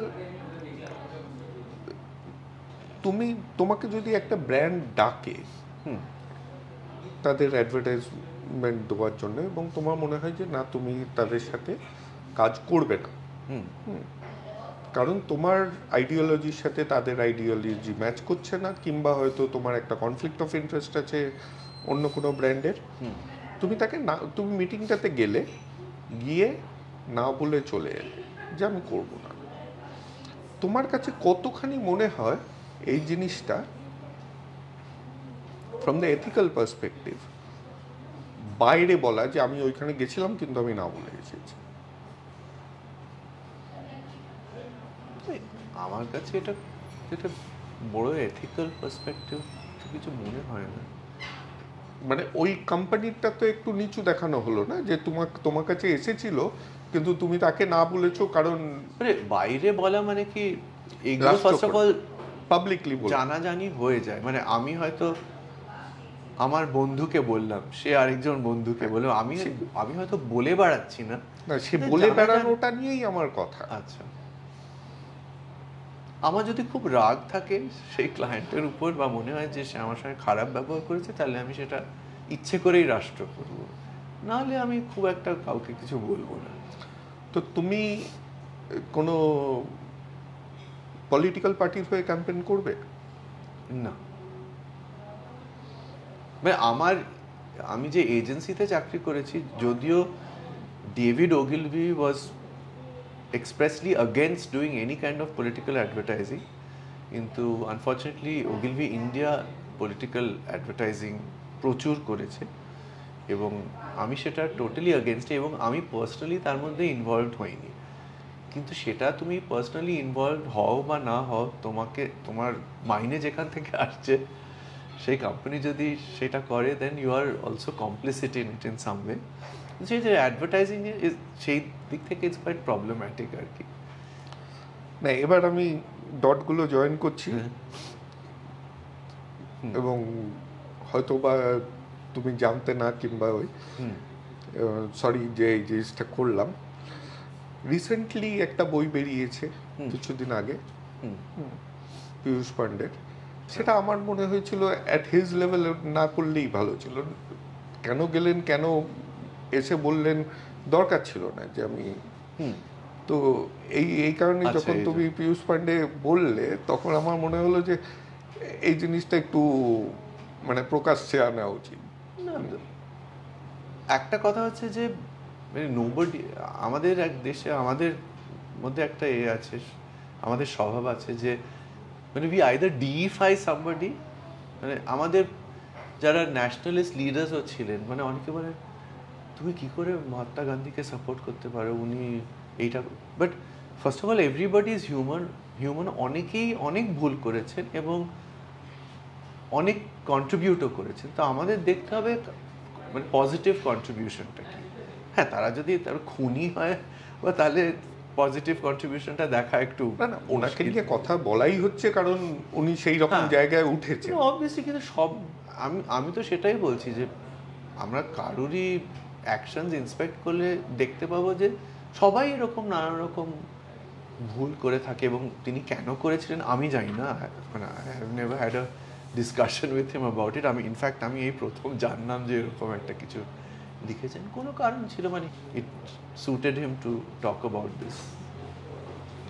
তো আবার ফেরত আসি, তুমি অ্যাজ আ পার্সন, ছোটবেলার গল্প শুনছিলাম যে তোমার আবার ওই একই বছরে যতজন কাজিন অনেকে নাকি জন্মেছে পিটোপিটি সবাই। শান্তিনিকেতনে যখন যেতে তখন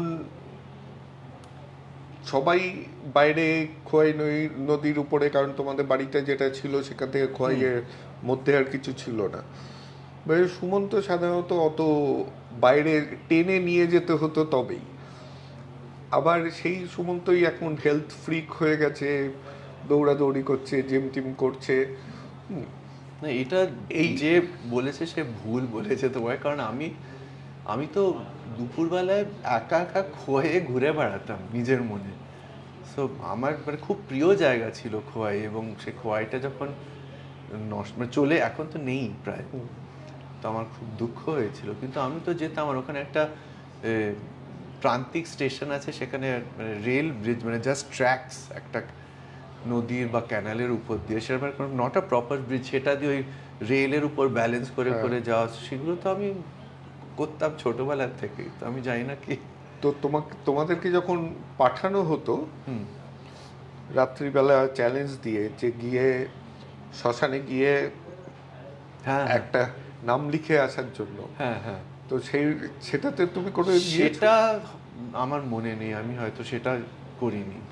আমার মনে আছে আমার অন্য কাজিনদের সঙ্গে আমি গিয়েছি শ্মশানে রাত্রে, একা গিয়ে নাম লিখে হয়তো আসিনি, সেটাতে হয়তো আমার ভয় করতে পারতাম।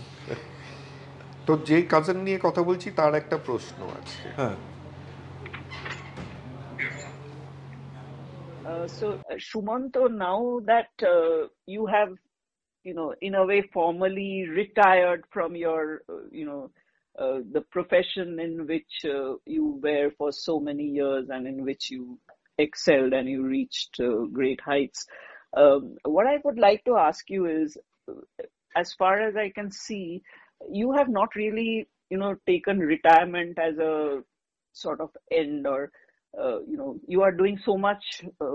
You're doing a whole bunch of things these days. So, what I need to ask you is that how are you redefining yourself now after, let's say, a formal end or a formal retirement?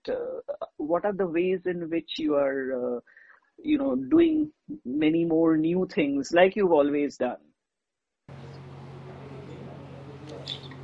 হ্যাঁ, তো I have retired from a full-time job, but I have not retired from life or all the multiple, সেটাই আমি বলছিলাম যে জীবনে একাধিক interest থাকলে you will not be stuck in a dead end, বা তোমার ডিপ্রেশন হয়ে যাবে না যে এইটা কেন ভালোভাবে চলছে না। তো আমি সেইভাবে আমার চিরকালই নানান রকম ইন্টারেস্ট ছিল এবং আমি সেগুলোকে পারসিউ করছি। আমি অ্যাডভার্টাইজিংয়েরও কাজ কিছু করছি, অ্যাক্টিংয়ের কাজও করছি, অন্যান্য বই লেখার কাজও করছি। তো আমার ফোকাস হচ্ছে আমার যে জিনিসগুলো করতে ভালো লাগে বা যে ক্লায়েন্টের সঙ্গে কাজ করতে ভালো লাগে তাদের সঙ্গেই কাজ করব বা সেই কাজগুলোই করব। কিন্তু আগে কোনো অপশন ছিল না চাকরিতে, না যে তোমার সঙ্গে ক্রমাগত খারাপ ব্যবহার করে যাচ্ছে কোনো ক্লায়েন্ট, কিন্তু তোমাকে আর কি পোলাইটলি বা নট সো পোলাইটলি পরের দিনও ফিরত এসে কাজ করতে। তো আমি সেটা করছি না, কিন্তু আমি অনেক কিছু এক্সপ্লোর করছি আবার, এবং আমি সবসময় নিজেকে দেখেছি as a all-round creative person. মানে I want to explore creativity in all its aspects. এইটাতেই আমি একটু আটকাচ্ছি। এক হচ্ছে যদি মানে কনফিডেন্সিয়াল না হয়, আমি জাস্ট টপিকটা কিসের উপরে বই লিখছো আমার খুব ইন্টারেস্ট আছে। একটা হচ্ছে যে আমাকে অনেকদিন আগেই রূপা পাবলিশার্স থেকে ইংলিশ নাট্যের উপর বেস করে একটা বই লিখতে বলেছিল, যেটা আমি কমপ্লিট করতে পারিনি, কিন্তু একবার ফুল টাইম চাকরি ছাড়ার পর আমার সময় ছিল, আমি সেটা কমপ্লিট করেছি। এবং ওদের কাছে এই ম্যানুস্ক্রিপ্টটা পড়ে আছে। আমি যেটা দুটো জিনিস ডিসকভার করলাম, একটা হচ্ছে যে অ্যাডভার্টাইজিং ওয়ার্ল্ডে সব কিছুই বলে ইটস ওয়ান্টেড ইয়েস্টারডে, কিন্তু পাবলিশিং ওয়ার্ল্ডে 1 বছর 2 বছর কিছুই না আর কি ওদের কাছে। তো আমার বোধহয় প্রায় 2 বছর হয়ে গেল ওদের কাছে ম্যানুস্ক্রিপ্ট আমার ফার্স্ট ড্রাফট বলতে পারো সেটা সাবমিট করেছি। তো ওরা আমাকে কয়েক মাস বলে ইটস টু লং। তো আর সেটা খুবই আমার আশ্চর্য লাগলো, কারণ আমরা মিউচুয়ালি এগ্রি করেছিলাম একটা list of chapters and the length of each chapter. আমি তাতে কিছু চ্যাপ্টার অ্যাড করেছিলাম, কিন্তু আমি সেই চ্যাপ্টারগুলো বাদ দেওয়ার পরেও ইট ইজ ফার অ্যাবাভ তো দেয়ার ডিজায়ার্ড ওয়ার্ড। তো আমি এখন মানে it's a deadlock right now. তো আমার সময় হচ্ছে না, আমি এখন সেটা I have to literally cut it in half size wise. তো সেটা আমি করে ওদের আবার পাঠাবো, দিয়ে জিজ্ঞেস করবো তোমরা কি পাবলিশ করবে। হ্যাঁ, প্রত্যেক বছরই বলছে নেক্সট ইয়ার আমরা এটা দেখবো। তো এখন আবার আরেকটা নেক্সট ইয়ার এসে গেল, তো দেখা যায় সেটা আরেকটা। আর আরেকটা বই, সেটা হচ্ছে আমি কো রাইট করছি সত্যজিৎ রায়ের উপর। তো হিজ ফর্মেটিভ ইয়ার্স, যেটা নিয়ে এতটা লেখালেখি হয়নি। মানে উনি তো একবার ফেমাস হয়ে যাওয়ার পর পথের পাঁচালীর পরে সবাই সব কিছু জানেন, কিন্তু ওনার আর্লি ইয়ার্সের কি ইনফ্লুয়েন্স, এবং শান্তিনিকেতনে বা কলকাতায় বা ইংল্যান্ডেও যখন গেছিলেন, সেইগুলো নিয়ে একটা বই আমি আরও দুজনের সঙ্গে লিখছি। That is going very slowly, কারণ রিসার্চ অনেকটা করতে হবে। তো সেই একটা এখানে প্রশ্ন হ্যাঁ। করব, হ্যাঁ, যখন ছেপে বেরোবে অবশ্যই পড়বো, কিন্তু এইখানে কি তিনজনের মধ্যে কেউ ওনাকে কিছুতে ক্রিটিক করারও সাহস দেখাবে? হ্যাঁ হয়তো, মানে ক্রিটিকের চেয়ে বলবো যে মানে যে যদি এরকম কিছু থাকে যার তার জীবনে যেটা আগে ধামাচাপা দেওয়া হয়েছে, সেটা হয়তো না, ওনার কাজে একদম, মানুষ তো সব কাজে সব কিছু ঠিক করতে পারেন না। না, একটা জিনিস বলবো যে মানে মেইনলি যার ইনিশিয়েটিভ এই বইটা, he is a big fan of Satyajit Ray. সে নিজে একজন এখন তো বেশ আমরা সবাই নাম করা ডিরেক্টর, এবং তার চোখে হয়তো সত্যজিৎ রায় করে কোনো ভুল করতে পারেন না। তো দেখা যাক আগে। আমার খুব but we are not actually going to B talking so much about his work as much as life formative years, মানে আর্লি মানে অ্যাডভার্টাইজিং এর চাকরি এবং পড়াশুনো কলকাতায়। কিন্তু আমার একটা কিছু, সত্যজিৎ রায় বলো রবীন্দ্রনাথ বলো, কেউ একজন, রবীন্দ্রনাথ নিয়ে অনেকে লিখেছেন কিন্তু অনেকে, হ্যাঁ, কিন্তু সত্যজিৎ রায়কে নিয়ে আজ পর্যন্ত কেউ করেনি, সাহস দেখায়নি। তো মুখে অনেকে আমাকে বলেছে, কিন্তু লিখিত কেউ কিছু দেয়নি। তো ভালো, এই দুটো বই নিয়েই, হ্যাঁ এই দুটো বই, হ্যাঁ, যেটা আমার অবাকও লাগছে এবং মানে খুব অ্যাপ্রিসিয়েট করছি, সেটা হচ্ছে যে তোমার কোনো কিছুতে ঢোকার আগের প্রস্তুতি। কারণ যতখানি আমি জানি, তোমার অ্যাক্টিংয়ে ঢোকার আগে এই যে তুমি নর্মাল প্রসেস ধরে একদম ওয়ার্কশপস করছো, নিজেকে রেডি করছো, এই যে প্রসেসটার মধ্যে দিয়ে, কারণ তুমি তো আগেও অ্যাক্টিং হয়তো বা লিড রোলসে করোনি, কিন্তু যথেষ্ট করেছো, একটা দুটো লিড রোলেও করেছো। হ্যাঁ, তো হিন্দিতে করেছো কিনা জানি না, বাংলায় ইনফ্যাক্ট আমার প্রথম ফিল্মই অনেকদিন আগে 4 অধ্যায়, মানে 4 অধ্যায় কুমার শানি, সেটা হিন্দিতে ছিল, যখন আমি একদমই হিন্দি জানতাম না, কিন্তু আমি পুরো হিন্দিতে করেছিলাম, মুখস্থ বিদ্যা। তো তারপরেও তোমার এই ওয়ার্কশপস করা, যেখানে আমরা অনেক অ্যাক্টর অ্যাক্ট্রেসকে, মানে এখন যারা ফুল টাইম করছে, তারা বলছে তোমার আক্ষেপ কি আমি কোনোদিন ওয়ার্কশপস করার সময় পেলাম না, এই রকম উত্তর পাই। আচ্ছা, তো সেই জায়গাটাতে তুমি যে এই প্রসেসটার মধ্যে দিয়ে নিজেকে আবার নিয়ে যাচ্ছ, এটা খুব অ্যাপ্রিসিয়েট করি। আমার তো মনে হয় যে আর কোনো অপশন নেই এটা না করলে, কারণ it's a very competitive industry. আর আমি তো কোনো সেরকম মানে বলিউড ফ্যামিলির ছেলে নই যে আমাকে, মানে নেপো বেবিস যাদের বলে, তারা অটোমেটিক্যালি কাজ পেয়ে যায়। আদারওয়াইজ বম্বেতে it's a very competitive field, এবং সবটাই হচ্ছে ওই কাস্টিং ডিরেক্টরসদের, মানে ওরা অডিশন, ফার্স্ট অফ অল অডিশনটা পাওয়াই একটা বিগ থিং, তারপরে সেই অডিশনে তুমি কীরকম করলে। তো আমি নিজেই বুঝতে পারলাম বছরখানেক আগে যে আই নিড আ লট মোর। একটা হচ্ছে আমি কাজ করেছি এবং তখন আমি খুব মন দিয়ে করেছিলাম, যেমন 4 অধ্যায় করেছিলাম। ফার্স্ট অফ অল সেটা একটা একদম অন্য ধাঁচের ফিল্ম এবং অন্য খুব মিনিমালিস্ট অ্যাক্টিং ইত্যাদি। তো এখন যেটা আর কি পপুলার যে স্টাইল, সেটা একেবারেই নয়, ফলে সেগুলো শেখবার জন্য আমাকে ওয়ার্কশপ করতেই হয়েছে। এবং যতদিন মানে আমি কোনো একটা বড় ব্রেক না পাচ্ছি, I am making good use of my time এই ওয়ার্কশপগুলো করে। এবং আমি নিজেই বুঝতে পারছি যে আমি নানান রকমের ওয়ার্কশপ করেছি নানান লোকের কাছে, এবং সেগুলো করার পরেই আস্তে আস্তে বুঝতে পারছি যে what is good acting, what is not so good acting. মানে ইন্টারনাল প্রসেস আছে, এক্সটার্নাল ব্যাপার আছে। সো এইগুলো একটা হচ্ছে তুমি বই পড়ে থিওরিটিক্যালি বুঝতে পারো, কিন্তু সেটা actually to be able to live that is a very different thing. So therefore I think it is essential. যে কোনো ফিল্ডে ঢোকার আগে you have to prepare yourself, নাহলে ওই চ্যাট জিপিটি টাইপ কাজ বেরোবে আর কি।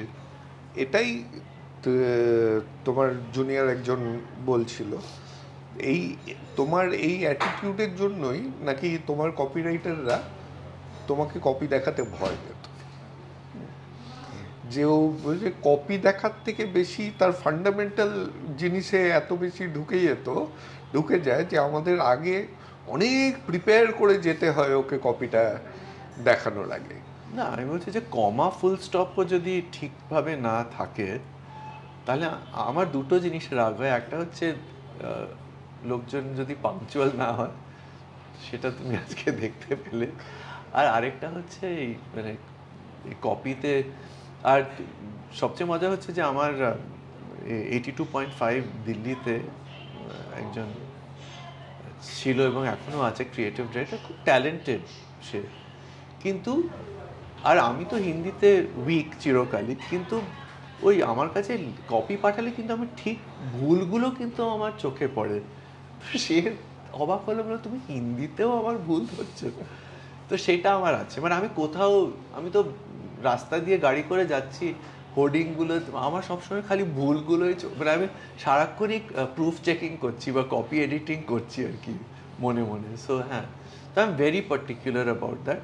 তুমি যেটা বললে ফান্ডামেন্টালস ঠিক হতে হবে, এবং তুমি যদি কাউকে, তোমার বসকে বা ক্লায়েন্টকে প্রেজেন্ট করছো, সেটা ঠিকভাবে লিখে তারপরে প্রেজেন্ট করতে হবে। সেই জাস্ট একটা রাফলি লিখে সেটার গ্রামার ভুলভাল, that is not acceptable to me.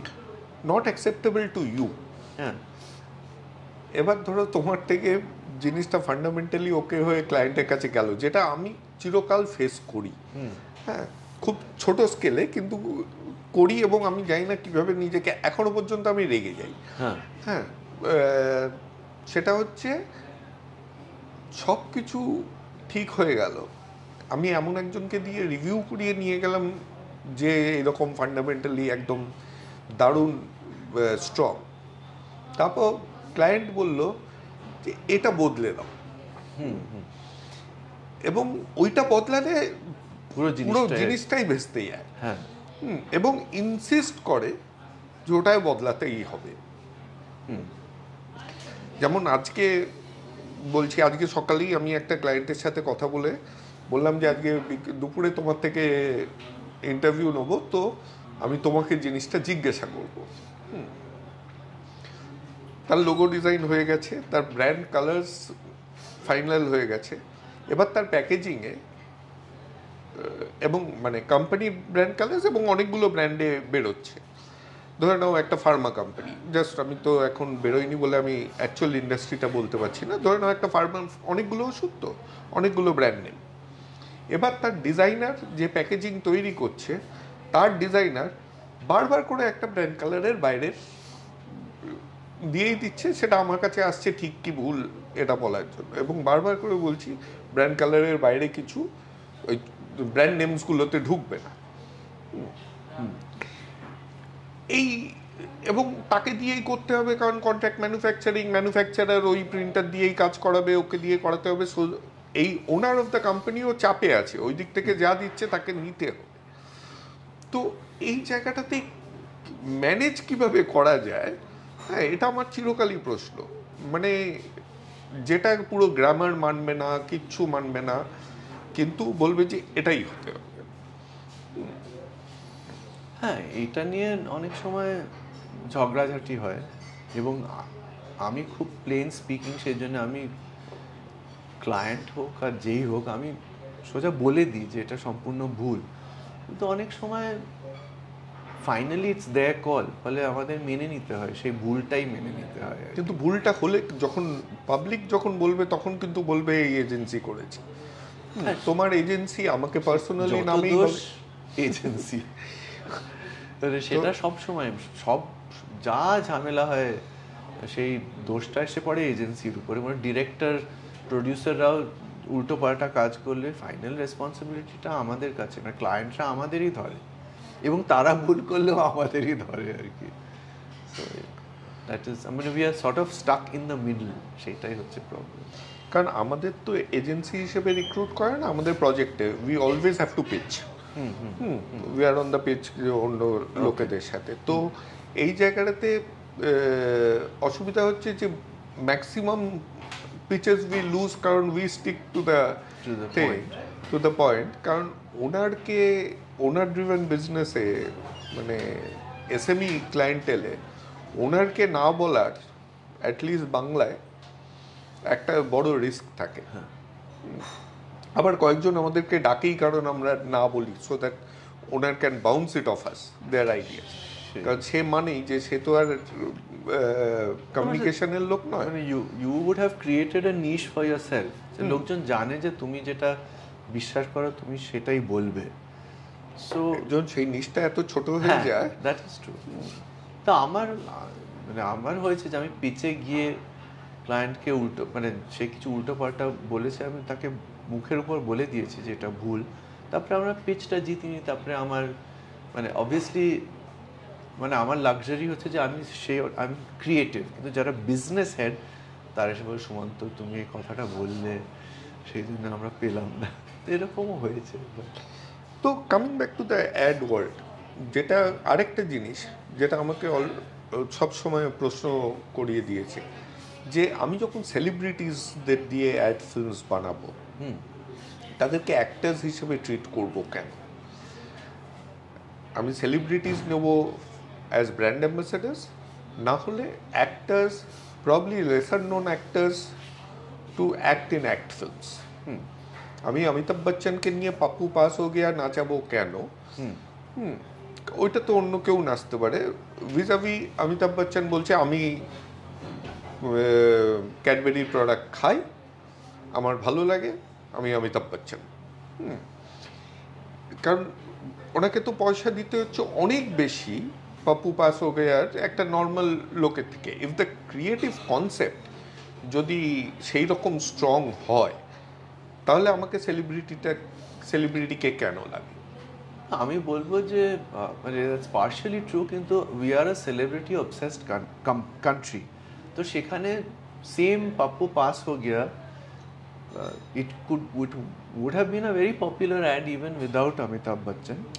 কুছ খাস है जिंदगी में তো চলেছে, কিন্তু অমিতাভ বচ্চন সেখানে গেলে যে অ্যাডেড ভিজিবিলিটি পায় বা there is something that is added to it। কিন্তু ওগিলবিতে আমাদের চিরকালই মানে we rarely would recommend celebrities to our clients। মানে নর্মালি যেটা হয় ক্লায়েন্টরা একজন সেলিব্রিটিকে সাইন আপ করে।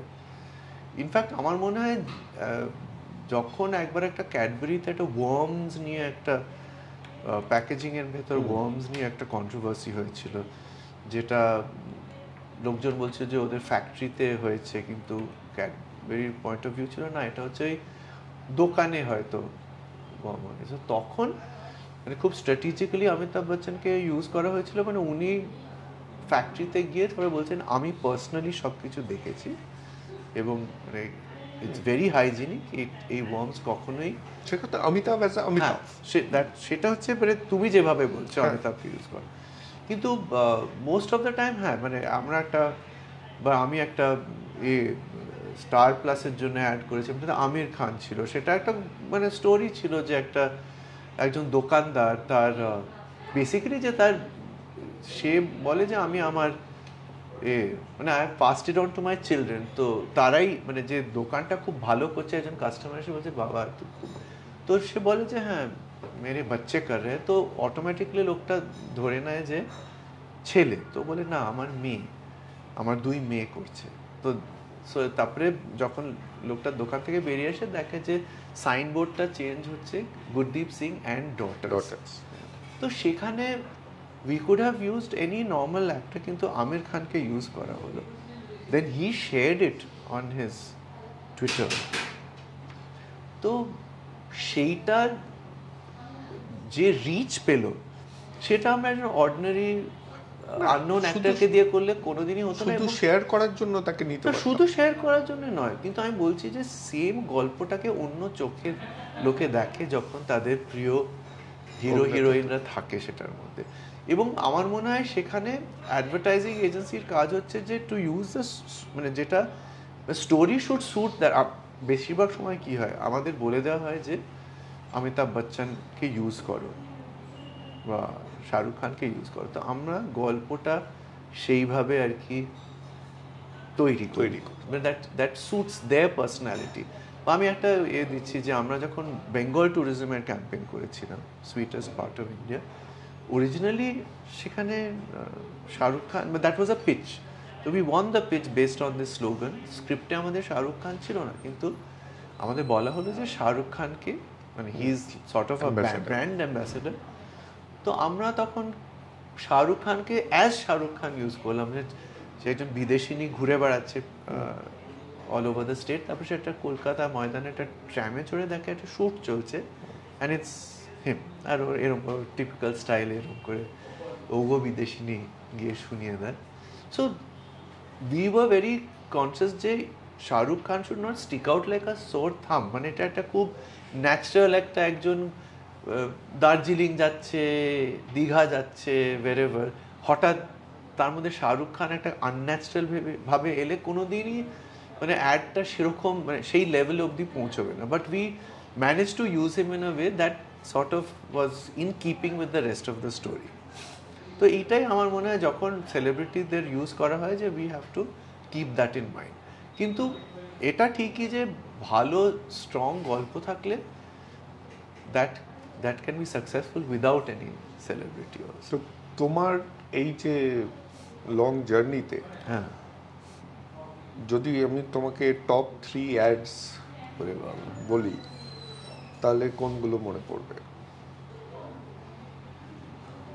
আমার খুব প্রিয় একটা ক্যাম্পেইন হচ্ছে, আমি অনেক বছর আগে আমি একটা প্রিন্ট ক্যাম্পেইন করেছিলাম ফর অ্যাডপশন। IAPA বলে একটা এনজিও ছিল যারা অ্যাডপশন নিয়ে কাজ করছিল, তাদের জন্য একটা প্রিন্ট ক্যাম্পেইন করেছিলাম। এবং তখন, এখন অ্যাডপশনটা অনেক বেশি আর কি is out in the open, লোকজন ওপেনলি বলে, কিন্তু তখন মানে একেবারে মানে ওরা আমাদের বলেছিল যে মানে অনেকে অ্যাডপ্ট করে, তারা অন্য শহর থেকে অ্যাডপ্ট করে হয়তো, যাতে আর কি লোকজন না জানতে পারে যে দ্যাট চাইল্ড ইজ অ্যাডপ্টেড। তো আমরা সেখানে একটা পজিটিভিটি টুয়ার্ডস অ্যাডপশন আনবার জন্য একটা ক্যাম্পেইন, 2-3টে ক্যাম্পেইন করেছিলাম। So those are actually my favourite campaigns. তাছাড়া মানে আমি একটা যেটা বললাম, এই নই সোচ স্টার প্লাসের জন্য এই ক্যাম্পেইনটাও, আর এটার সঙ্গে আরেকটা পার্ট ছিল যেখানে ক্রিকেটাররা একটা ক্রিকেট ম্যাচের জন্যে তাদের জার্সিতে তাদের মায়ের নাম লেখা ছিল ইনস্টেড অফ বাবার নাম, এবং জার্নালিস্টরা জিজ্ঞেস করছে এটা কার নাম। তো তখন আমার MS ধোনি বলে, যতদিন আমার বাবা, মানে আমাদের সারনেমটা তো অ্যাকচুয়ালি আমাদের বাবার নাম মোস্ট অফ দ্য টাইম, যতদিন আমার বাবার নাম ছিল তোমরা তো কেউ জিজ্ঞেস করনি, হঠাৎ মার নাম নিয়ে কেন জিজ্ঞেস করছো? And mother's contribution is as much or more to the success of a child. তো এই ক্যাম্পেইনটা নানান রকম, আমার মনে হচ্ছে ভিডিওকনের জন্য, এই ভিডিওকন এয়ার কন্ডিশনের জন্য একটা খুব মজার ক্যাম্পেইন অনেকদিন আগে করেছিলাম, stay cool no matter what. একজনের অপারেশন হয়েছে, ডাক্তার এক্সরে নিয়ে এসে বলছে তোমার অপারেশন সাকসেসফুল হয়েছে, কিন্তু আমার মোবাইল ফোনটা তোমার পেটের ভেতরে রয়ে গেছে। সো এরকম মানে আমার ওরকম অল টাইম ফেভারিটস নেই, কিন্তু এরকম আর কিছু কিছু ক্যাম্পেইন আমার নিজস্ব খুব ভালোই লাগে। আচ্ছা, এইটা বলো, আমি মানে ট্রিগার গুলো বোঝার চেষ্টা করছি। আমি যখন মৃত্যুঞ্জয় চ্যাটার্জিকেও জিজ্ঞাসা করছি, উনি অ্যান্টি ড্রাগ ক্যাম্পেইন যেটা করেছিলেন সেটা নিয়ে বলছেন। তোমারও সবগুলো লাস্টটা বাদ দিলে একটা সোশ্যাল মেসেজ আলা জিনিসটাকেই ভালো। তো for a creative person social message দেওয়া জিনিসগুলোই সাধারণত কি বেশি স্যাটিসফ্যাকশন দেয়? সবার জন্য না হয়তো, কিন্তু আমার ক্ষেত্রে দ্যাটস ট্রু, কারণ আমি একটা এক্সাম্পল দিলাম অ্যাডপশন, তাছাড়াও আমি একটা ফাইল এরিয়ার উপর ক্যাম্পেইন করেছিলাম, ওই যে পা ফুলে যায় ওটা নিয়ে। সেটা ইনফ্যাক্ট সেটা একটা কানে একটা অ্যাওয়ার্ডও পেয়েছিল। তো সেটা করেছিলাম, সেটা একটা ইন্ডিয়ান গভর্নমেন্ট আর একটা আমেরিকান NGOর মধ্যে একটা ইয়ে ছিল, যৌথ প্রজেক্ট ছিল। তো এগুলো করলে মানে আমরা যখন জাস্ট অর্ডিনারি মানে সাবান বেচছি বা চা বেচছি সেটাতে যা স্যাটিসফ্যাকশন, তার চেয়ে একটা মিনিংফুল জিনিস যেটা সমাজের জন্য কিছু একটা ভালো করতে পারে, সেটাতে একটা অন্যরকম স্যাটিসফ্যাকশন থাকে। ইন্টারেস্টিং। আচ্ছা, এবার লাস্ট প্রশ্ন, প্রথমে করিনি এবং আমি জানি না কিভাবে প্রশ্নটা করতে হয়, তার জন্য শেষে রেখেছি অন্য যারা দেখছে তাদের জন্য। একটা ক্রিয়েটিভ ডাইরেক্টর করে কি? আমি বলবো creative director is the ultimate, he is ultimately or he or she is ultimately responsible for the output of the creative team। এবং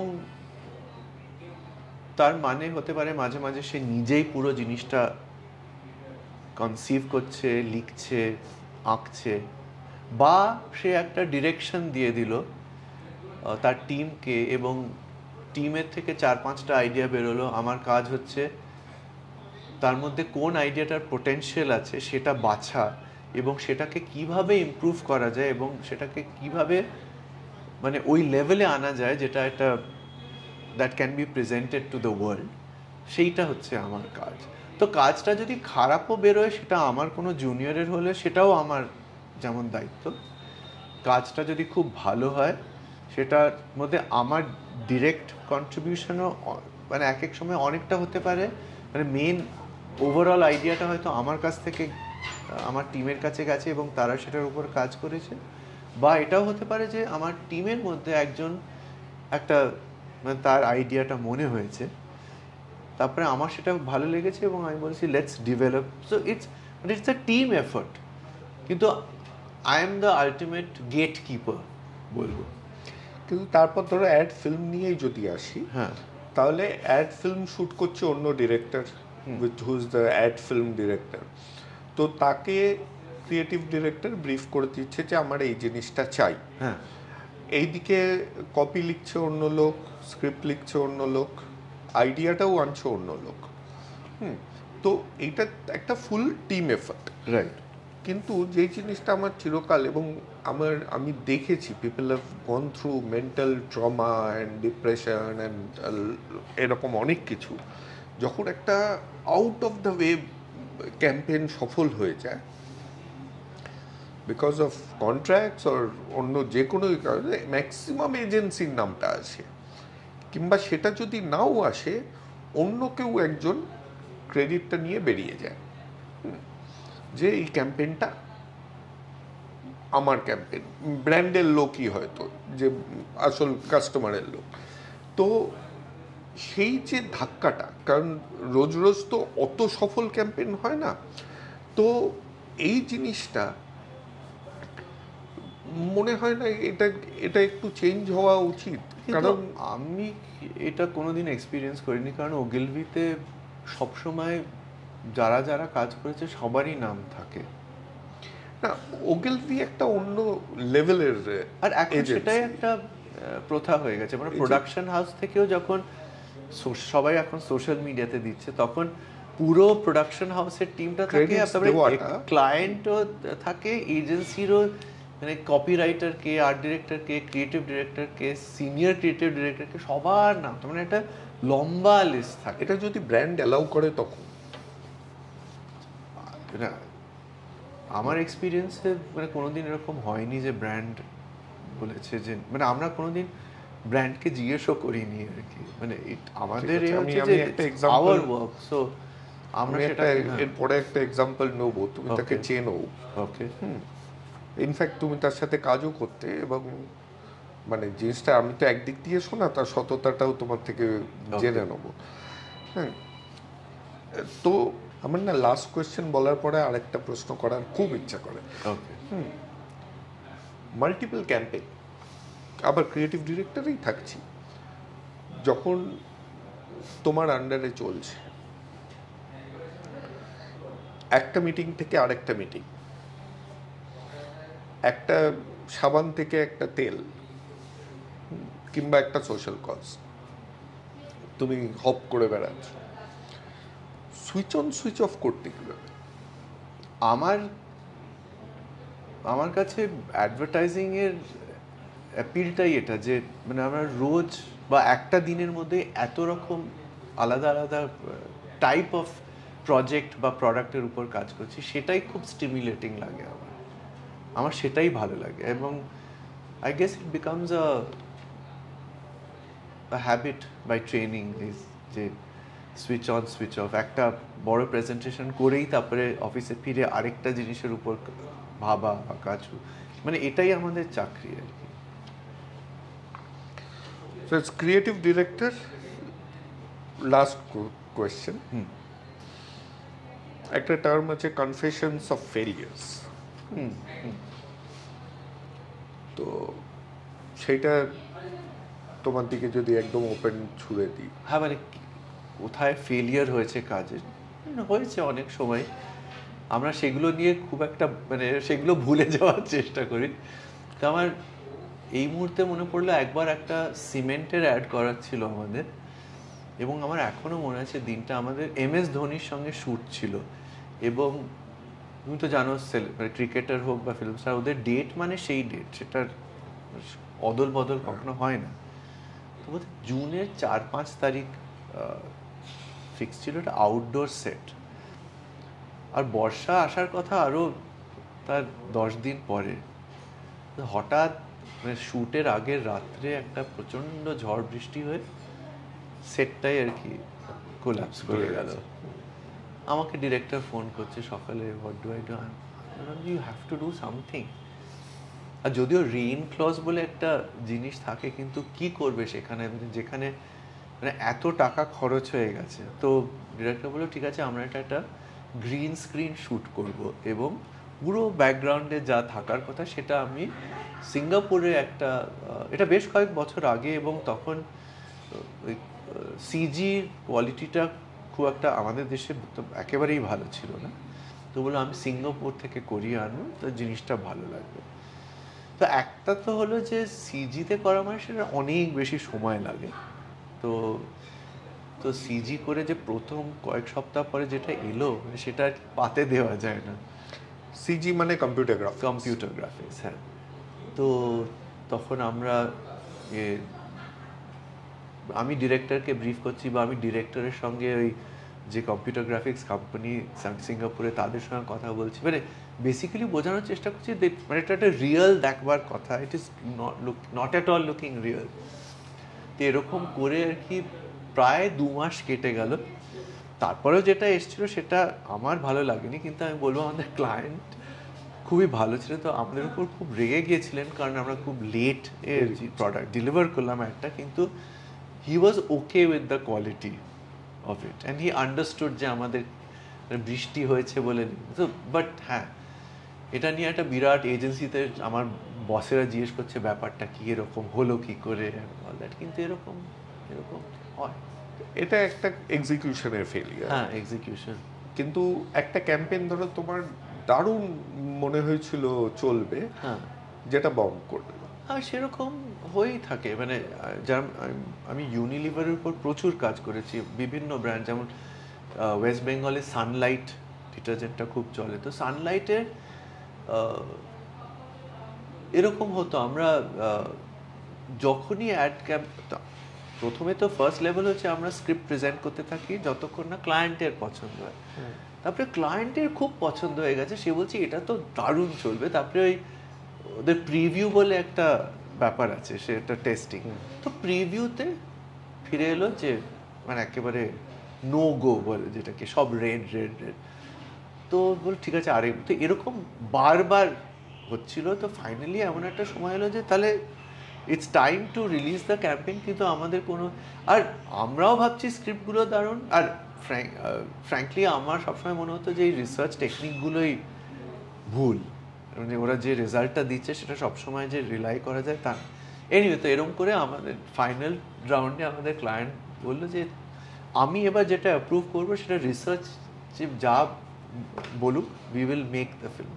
তো আমরা ফিল্মটা বানালাম, এবং দ্যাট ফিল্ম অলসো বম্বড। সো তারপরে সেই ক্লায়েন্টটি ট্রান্সফার হয়ে গেল, but I continue to, but this was a rare case যেখানে আমি বহু বছর ধরে সানলাইটের উপর কাজ করেছি এবং পরে অনেক ভালো ভালো খুব সাকসেসফুল আমরা ক্যাম্পেইন করেছি রাইমা পরমব্রতকে নিয়ে দ্যাট। তো আমি জিজ্ঞাসা করতে যাচ্ছিলাম কোনো সেলিব্রিটি ছিল কিনা। না, তো এই যেগুলো কথা আমি বলছি যেগুলো ফেল fail করেছে করেছে। সেই তখন ওরা সেলিব্রিটি ইউজ করতো না, পরে আমরা এদের রাইমা পরমকে নিয়ে করেছি। But again those film were very successful, কারণ গল্পটাও ভালো ছিল, কিন্তু মানে যেমন লোকেরা কেন ফিল্ম দেখতে যায় তাদের ফেভারিট অ্যাক্টর অ্যাক্ট্রেসেস, সেরকমই তাদের মানে তাদের গল্পটাও ভালো লাগা চাই এবং যারা অভিনয় করছে তাদেরও ভালো। তাদেরও ভালো লাগা চাই। দ্যাট ইজ ঠিক আছে, তো Okay. এত অবধি ওকে। কেমন লাগলো? তুমি বলো তোমার কেমন না লাগে? না, আমার তো তোমার সাথে সব সময় কথা বলতে ভালো লাগে। হ্যাঁ। তোমার যেই না, আমি- রেগে গেছিলে সেটা কমেছে কিনা? হ্যাঁ না, সেটা তো আমি বললাম তুমি আমার শুরুতেই বললে যে আমার মুডটাই চলে গেল কথা হ্যাঁ। বলার, তো সেটা কি একটা পরীক্ষা ছিল যে না না, সেটা ফিরেছে কিনা সেটাই। না, আমার পরে মনে হলো তুমি বললে যে তুমি যাদের সঙ্গে কথা বলেছো না, আমার- না, না, যে না, তারা না, বলেছে একদম যে আমি না, খুব ওটা রাগ করি, তো তুমি genuine, আমাকে সেটা honest- টেস্ট করবার জন্য হ্যাঁ, এটা বলেছিল যে টাইমে না গেলে কিন্তু সুমন্ত খুব রেগে যায়, এটা বলেছিল, কিন্তু সেইটা বলে তোমাকে আমি পরীক্ষার মধ্যে আমি অতখানি না, আমি যদি এখনো আমার রাগ থাকতো সেটা তুমি বুঝতে পারতে, কারণ আমি সেটা ঢাকতে পারিনি। So, আমি বললাম তো আমার সবটাই মোমেন্টারি, 15-20 মিনিটের মধ্যে তো যেহেতু তুমি একটা চ্যানেল চালাও, হ্যাঁ সাধারণত আমি বলি না সবাইকে, কিন্তু তোমাকে অনুরোধটা করতেই পারি। ওকে ওই ক্যামেরাটাতে তুমি যদি একবার আমাদের চ্যানেলটা সাবস্ক্রাইব করতে বলো, তোমার চ্যানেল তুরি ফিল্মস। তুরি ফিল্মস। হ্যাঁ, তো আপনারা সবাই প্লিজ তুরি ফিল্মস চ্যানেলে সাবস্ক্রাইব করবেন, কারণ এই চ্যানেলে খুব ভালো ভালো ইন্টারভিউজ আপনারা দেখতে পাবেন। আশা করছি আমার ইন্টারভিউটাও আপনাদের ভালো লেগেছে। এটা ভালো না লাগলেও নিশ্চয়ই অন্য যারা ইন্টারভিউইজ এসেছে তাদের ইন্টারভিউ আপনাদের ভালো লাগবে, কিন্তু প্লিজ সাবস্ক্রাইব করবেন, দিস ইজ ভেরি ইম্পর্ট্যান্ট। আপনারা যদি সাবস্ক্রাইব না করেন তাহলে আমাদের চ্যানেল চলে না এবং আমরা যে ভালো কাজটা চেষ্টা করছি সেটা সার্থক হয় না। So please subscribe. Thank you. Thank you. হ্যাঁ, অ্যাজ এ রেসিপ্রোকেশন ইংলিশ নাটটাও সাবস্ক্রাইব করবেন। ও যদিও বললো না, কিন্তু বলাটা আমার কর্তব্য, কারণ ওইটা অন্য কোনো কারণে নয়, ইংলিশ সম্বন্ধে অনেক কিছু জানতে পারবেন। ধন্যবাদ, আজকের জন্য এইটুকুই। Thank you.